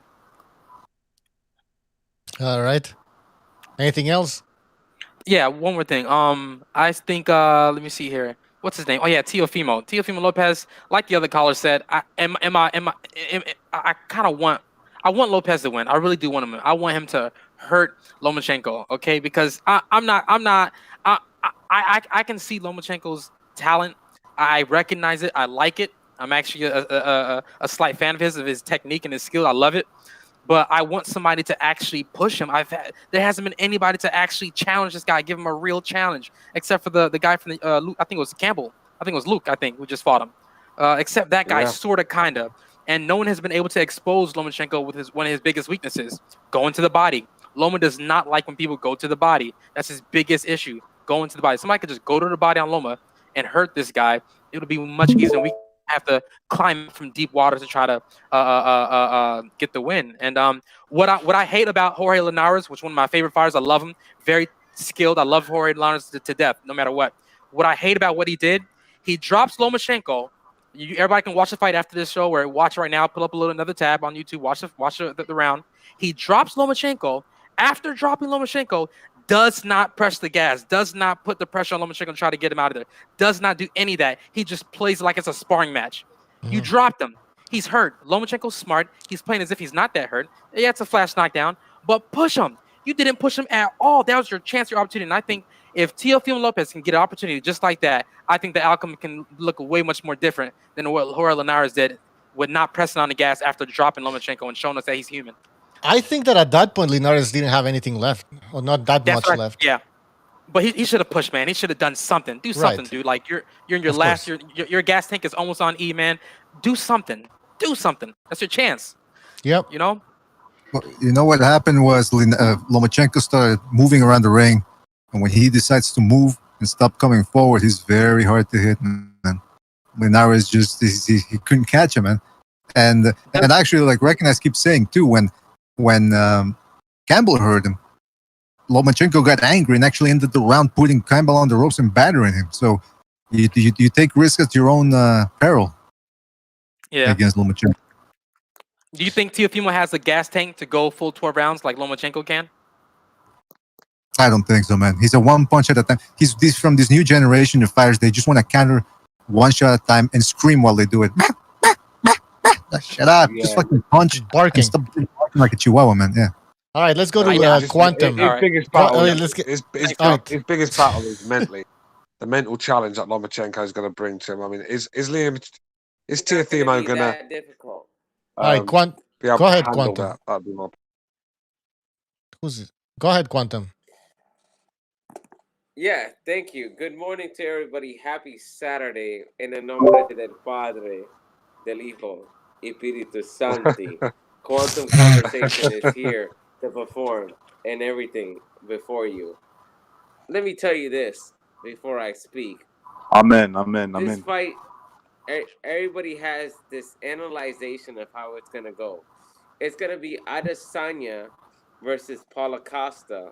It's going to be brute force versus pure intelligence. And everybody's going to be like, oh, he's going to change the game. He's going to do something. No, there's really nothing going to be done. If in that first round, in round one, and you pay for the fight, in that round one, nothing has changed. In round one, I will tell you that the whole fight is going to go from round one. It's not going to change. This is a guarantee. This is an actual promise. You know what? I can even come over here, BDA Sport. Shout out to BDA Sport. And I could say it's like, I will tell you that in the one round, that first round, it's going to be constantly the same. It's going to contribute and distribute the same. It's going to be a boxing lesson, or we're going to see a dramatic knockout. That first round is going to tell me everything. But what I see is going to happen is that I feel we're going to have a Canelo versus Floyd Mayweather outcome. Just a person that's just going to truly outbox somebody, and he's going to stay outside of the pocket because Teofimo, I already know how you fight, and shout out to the Teofimo family. I already talked to your father. Let me tell you one thing. It's like you better think that if you're going to get in the pocket, you got to take that, throw that strategy out the window because he's going to be outside of the pocket, and Teofimo only maximizes inside of the pocket. So before people are like, oh, he's going to knock him out, well, he's been knocked down, but knocked out. But his last performance against a meteor, that was performance. So I can tell all these people out there is that Lomachenko will be outside of the pocket. All right, man. All right, you're going on and on. We get the point. By the way, people in the chat room are saying we got Jamiroquai on the line. Yeah, he does kind of look like Jamiroquai. Jamiroquai. Oh man. All right. He makes a good point though about Lopez. If he thinks he's gonna just walk Lomachenko down, it's like I haven't seen Lopez work anybody down. Anybody of note. I mean, he's a counterpuncher for Pete's sakes. I mean, that Comey stoppage was pretty impressive, but yeah, let's look at his whole career so far. The Japanese dude, he struggled with him. So shit. Oh, you guys are waiting on me. So check it out like this. So look at the perception of everything. Everything is like the aggression. Oh, Timothy Lopez is gonna go in there. He's gonna knock him out. He's gonna clean him out. If it was that easy, it would have been done because Timothy Lopez is not the strongest fighter that Lomachenko has fought. The thing is that Timothy Lopez is movement, distance, and cutting angles. What Lomachenko does is that he punches, cuts angles, and like he struts, and then he takes a big step and he goes that way. If he can catch him while he's punch, and then he can't counters, and while he's stepping directly in the other angle, then something special. But if he doesn't get that in the ring, if he doesn't get that, that's what he does. We're just gonna see a terrible, terrible boxing lesson. Everybody's gonna think like, "Oh, he's gonna go in and knock him out." No, we're gonna be like, we're gonna see Lomachenko go like that,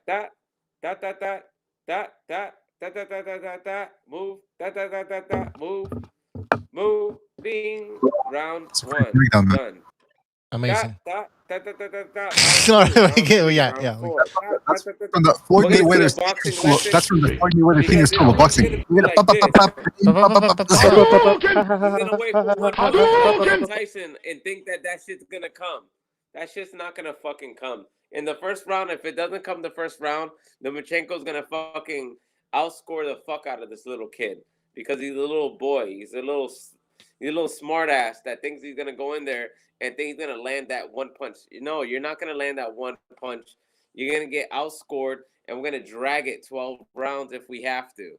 That's what's gonna happen. He's gonna be like da da da da. He's gonna be getting hit with combinations. He's gonna be like this. Perfect. Yo, he just got that one punch. Hadouken. Get the fuck out of here. That's not gonna happen. I agree. What about the Wilder Fury drama that's going on? Do you want to see that fight again? Are you asking me? Yeah. Wilder and Fury, I don't even think that's a good fight for Fury right now, mentally, because I think of things up here before over here, because that's how I project myself into what you guys consider what you're looking at in the manifestation of what you wanted to see because you created me. But other than that, no, I don't think that's a good idea. And Fury versus Tyson, man, you're just gonna get the same outcome, but just a quicker reaction. Fury's gonna dominate him even more faster. Fury is a very sick person in his head. He's a drug addict. He was a recovering drug addict. He wanted to commit suicide. He wanted to end his life.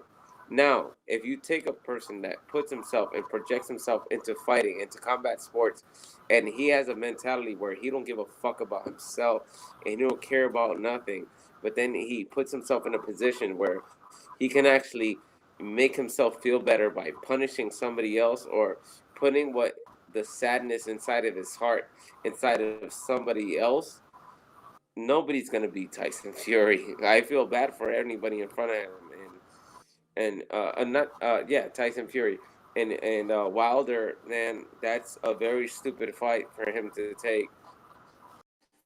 Fuck with this white boy. This dude's on another. This guy's a sick person, and he's just gonna beat the shit out of you. And I just see the same outcome, but it's shorter rounds. That's what I see. Hey Rob, man, what's with the hat, man? What is it exactly? It's like it's a monster, or what's it supposed to represent? I mean, Rob, are you offended? Are you offended by my hat? No, I'm just asking what it is. I'm asking what it is. I'm curious. Oh, okay. So, well, hey Rob, where you from? If anything, you should act about the outfit. It's like, yo, the outfit is like $300 outfit, but whatever. The hat. Let's talk about the hat. So, Where you from, Rob? well, put it like this: the hat itself. Hey, with that, I'd say San Francisco with that outfit you're wearing. Oh, come on. Now, wait a minute. Come on. Wait, Come Rob, on. Rob, I might be wrong, but you sound Puerto Rican and you sound like you're from New York. Am I right or am I wrong? But go ahead, take the show because you have something better to say. I said you sound Puerto Rican to me, All right, and you're you done. sound like you're from So New York. anyway, so check it out like this: when it comes to the hat, You're not gonna answer it.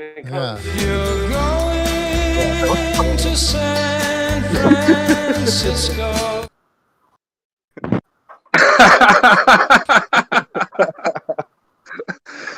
Fucking me because I love that song. I'll vibe out. You think that I'll be offended? I'll be like, yo, I'm fucking vibing out, nigga. I'm vibing out. I'm like, We're just kidding around, man. I'm vibing. I'm not trying to vibe you out, but all I'm asking is the hat. But then recognize I'm going to blame you for this because I asked about the hat and then you asked where he's from. He hasn't even answered my question. My question was, bad. I didn't hear your question. I apologize. Go ahead. I don't care where he's from. I care about that hat because I want to get it. Oh, he sounds like somebody I What's know. that? You know what I'm saying? Yeah, he he just wants sounds the like hat, somebody bro. I know. He wants the hat, and he wants to be. Yeah, in San I wanted in blue. I don't like Beach. purple too much. I like purple for the fact of the reason that it's not manly, it's not girly, it's really balanced. Oh Jesus! You know, it's the color of royalty, right? Purple is a color of royalty, and blue is Bucho. I What is blue? understand what the color stands for. Every color stands for everything. We understand things through That's right. colors. Every color that we look at, every letter that we look at, there is actually initiative in everything that we look at. Every shape, every sound, everything that we understand within vibrational frequency, everything has a meaning. See, that's why they call him Quantum Rob because he's got it all figured out.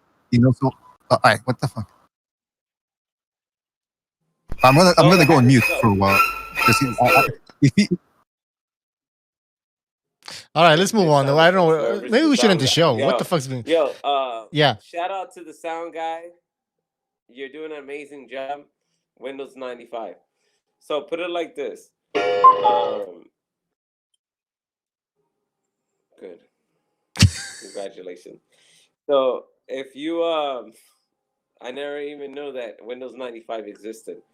So put it like this. This stream, this hat that I have, everybody says, yo, what is this hat? Where does it come from? This hat has a super history. This hat's story, my origins, I don't even know because this is actually from my woman's costume. Oh, Roger Rabbit. Yeah, listen, who cares? Where are you from? I'm from Boston, but I live in Florida. Oh, you're from Boston. You Puerto Rican though, right? You Puerto Rican? Mexican? De la isla Colina, yo te puedo decir tanta cosa en entendimiento lo que yo siento en mi corazón. Oh yeah, you're Puerto Rican. I can tell by your There it is.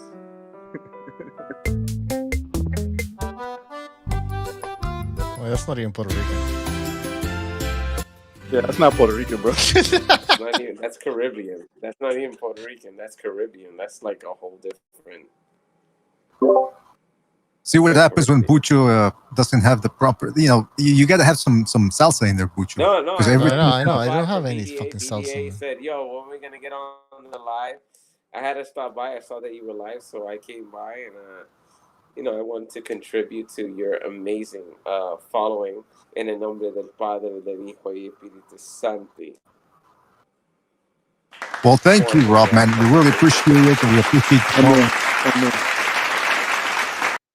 Amen. Really, Is that your sound guy? Really appreciate it, man. Is that the sound guy? And I know, you know what? I found out you don't want to tell me where you got the hat from because you want to be the only one with the hat. Let me tell you something. I'm going to find out where I can get it. You could get it in the Village in Manhattan. Okay, now come on. Wait a minute. No, I'm just telling you. I'm not making fun. I'm serious. You could get it in the Village. Yeah. Superb. Hey, you can get it from me recognized with all your contacts and your bootleg. Yeah, that's not a problem, man. I'm in New York. I'm in the heart. I'm in the heartland. Yeah, let him know. Recognize has got some cheaper knockoffs. I'm not saying it's going to be as nice as Rob's, but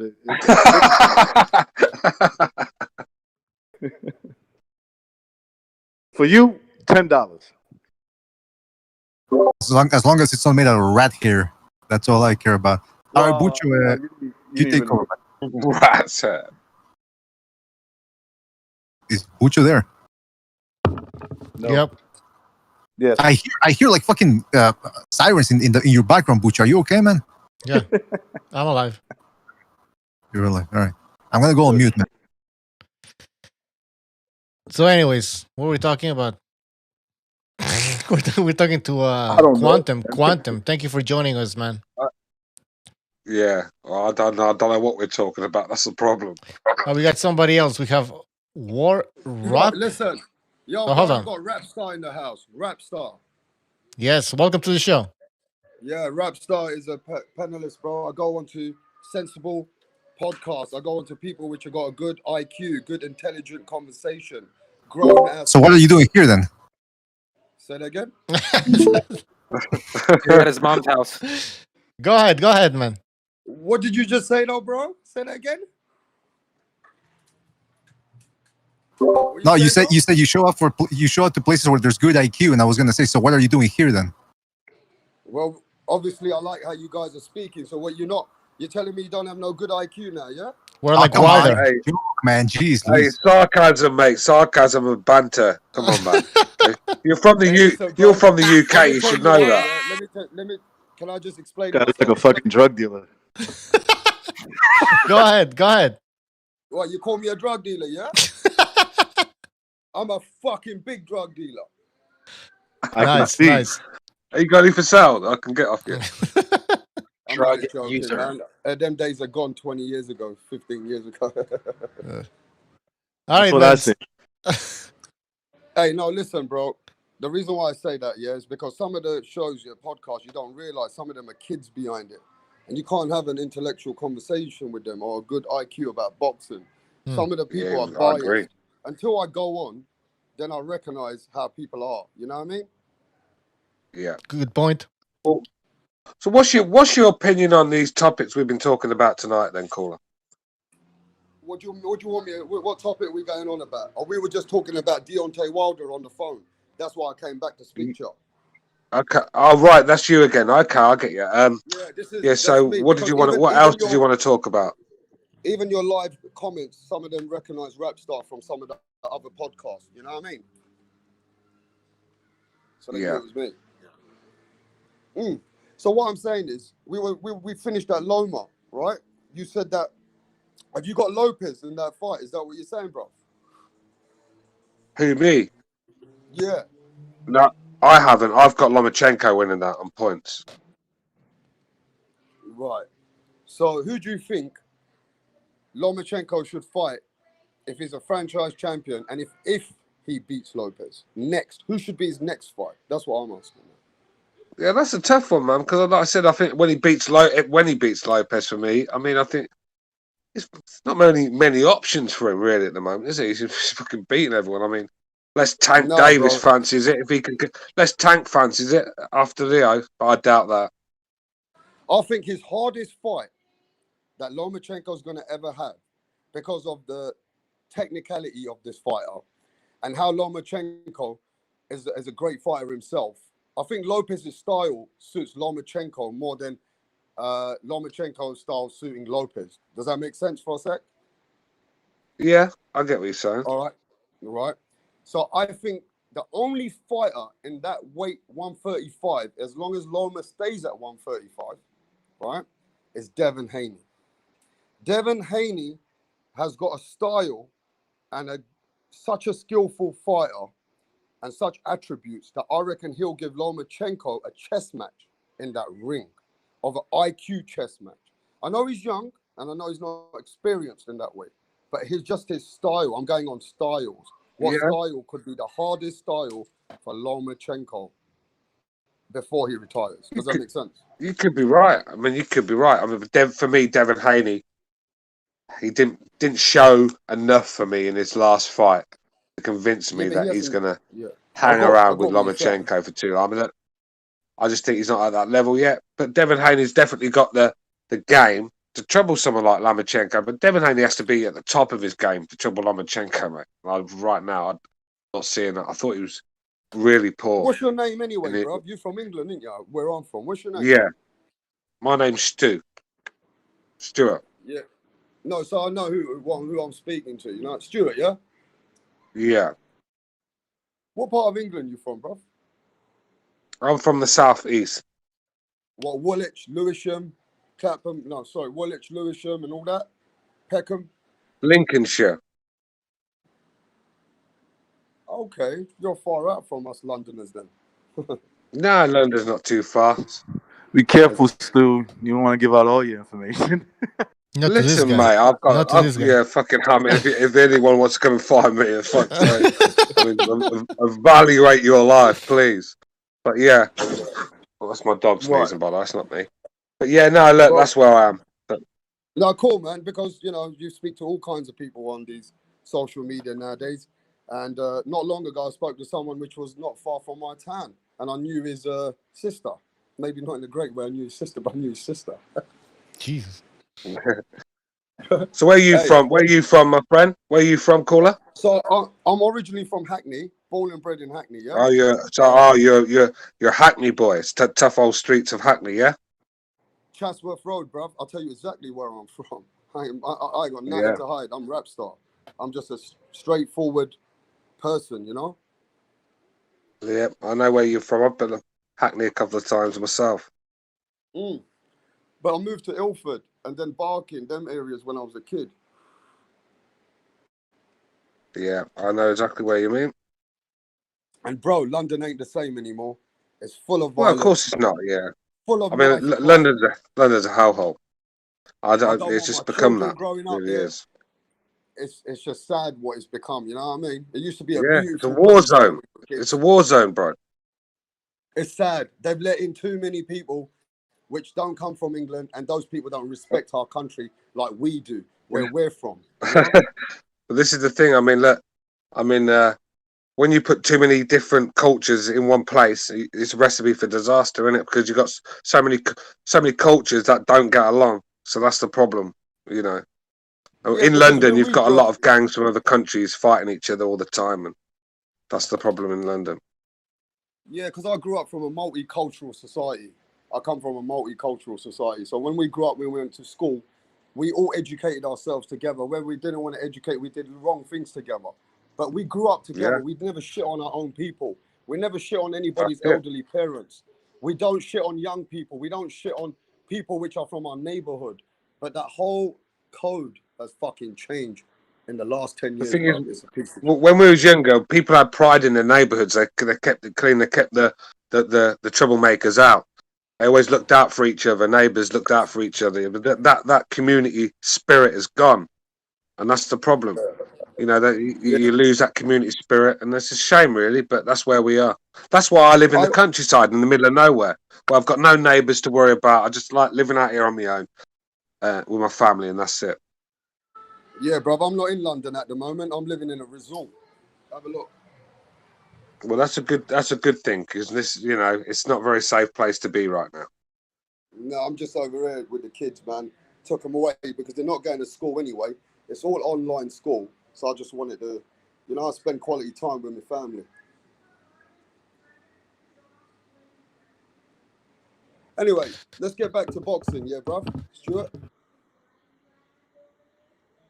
can you hear me? Where's Stu? Did we lose Stu? Hey, listen, man. I think we should end the show. It's been more than 2 hours. But man, hey, guy, come back again. What's your name again? Rapstar. Robstar. Yeah, I see it there. All right, man. Robstar. Listen, come back again next time. All right. Try to. Oh, is this your show? Yeah, your podcast. Yeah, me. Well, it's mine and Stu's and Mr. Everybody here. It's our show. Yeah. It's my show, buddy. You're invited anytime. Yeah. All right, man. Listen, respect to the boxing. I love the boxing. Boxing saved some of my friends. Boxing training helped my life. I'm a passionate human being when it comes to boxing. Yeah, that's why I came on your show.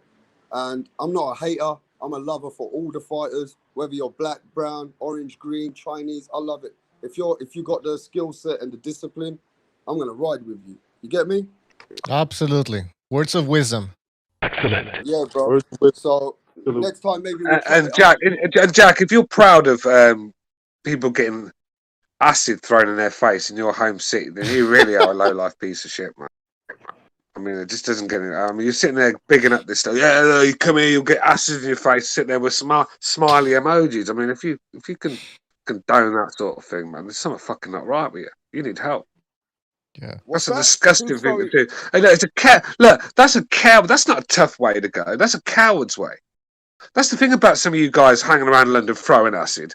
You wouldn't last fucking 2 minutes in the streets of Mexico. Do you know what I mean? You're all fucking tough guys. In London, when the police are bowing down to you, fucking, you know, with their snowflake ways, go to Mexico and act tough and see if your head don't end up on a fucking car bonnet. That's what I'm saying. If you're gonna do it the proper way. Fight with your fucking hands. Deal with the old school way. Sitting there throwing acid in people's face. And sometimes you guys do it to girls as well, man. Fucking scum of the earth. I mean, I'm timing you out for that, man. Fuck off. Where is he, man? Fucking piece of shit. No, he's talking to somebody in the chat. Yeah, I thought so.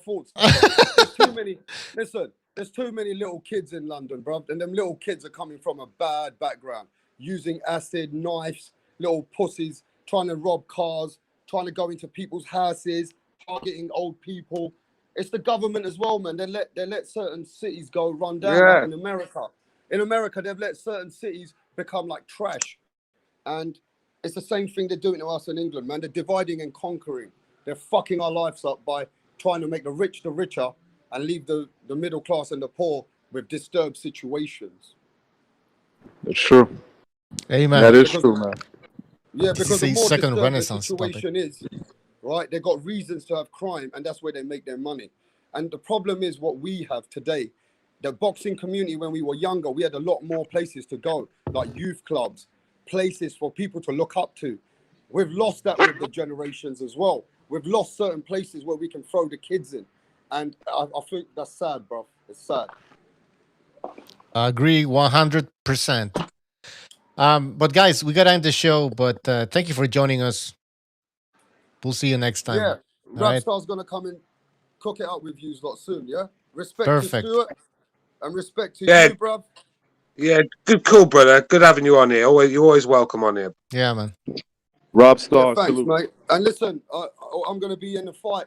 I'm going to a couple of fights as soon as the audience is open. I'm going to a couple of fights. I'm waiting to book them online. So as soon as the audience is ready, like Errol Spence, Danny Garcia, I'm gonna hopefully try and get there as well in December the 5th in AT&T Stadium. Oh shit, nice, man. All right. Yeah, because I'm a hardcore boxing fan, bro. So hopefully, as soon as shit starts moving, and if I'm gonna subscribe to you, so then we'll see how we go and we chop some shit up. You know what I mean? Perfect. Sounds good, man.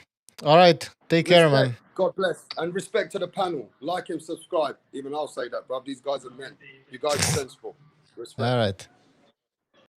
All right, guys. On Discord, thank you for joining us too. Recognize Mr. BDA. Good show. Everybody in the chat, some good comments. Some weirdos as always, but overall, good stuff. Good stuff. Peace, Bucho, BDA. Peace. To the next one. Yeah. Take it easy, guys. I'm disappointed in every one of you. I'm sorry, I don't mean to offend you. I'm disappointed in every one of you. I kiss you on the mouth. No, I'm not cool with that. I'm sorry. One more time. I'm disappointed in every one of you. I mean, I'm dealing with degenerate animals. I'm disappointed in everyone. Totally fucking disappointed in everyone. All right, come on. Honestly, I can't do it, man. I'm disappointed in everyone. Let me tell you why. It's gonna be alright, Nicky. Go ahead. Shoot. He just killed a little fucking man. What are you going to do about it? Yeah, because you got nothing. You don't got a thing. Yeah, because you got nothing. Lobito! Got nothing. I want to get out. I want to get out of this rat hole. I want to get online. I need BDA boxing.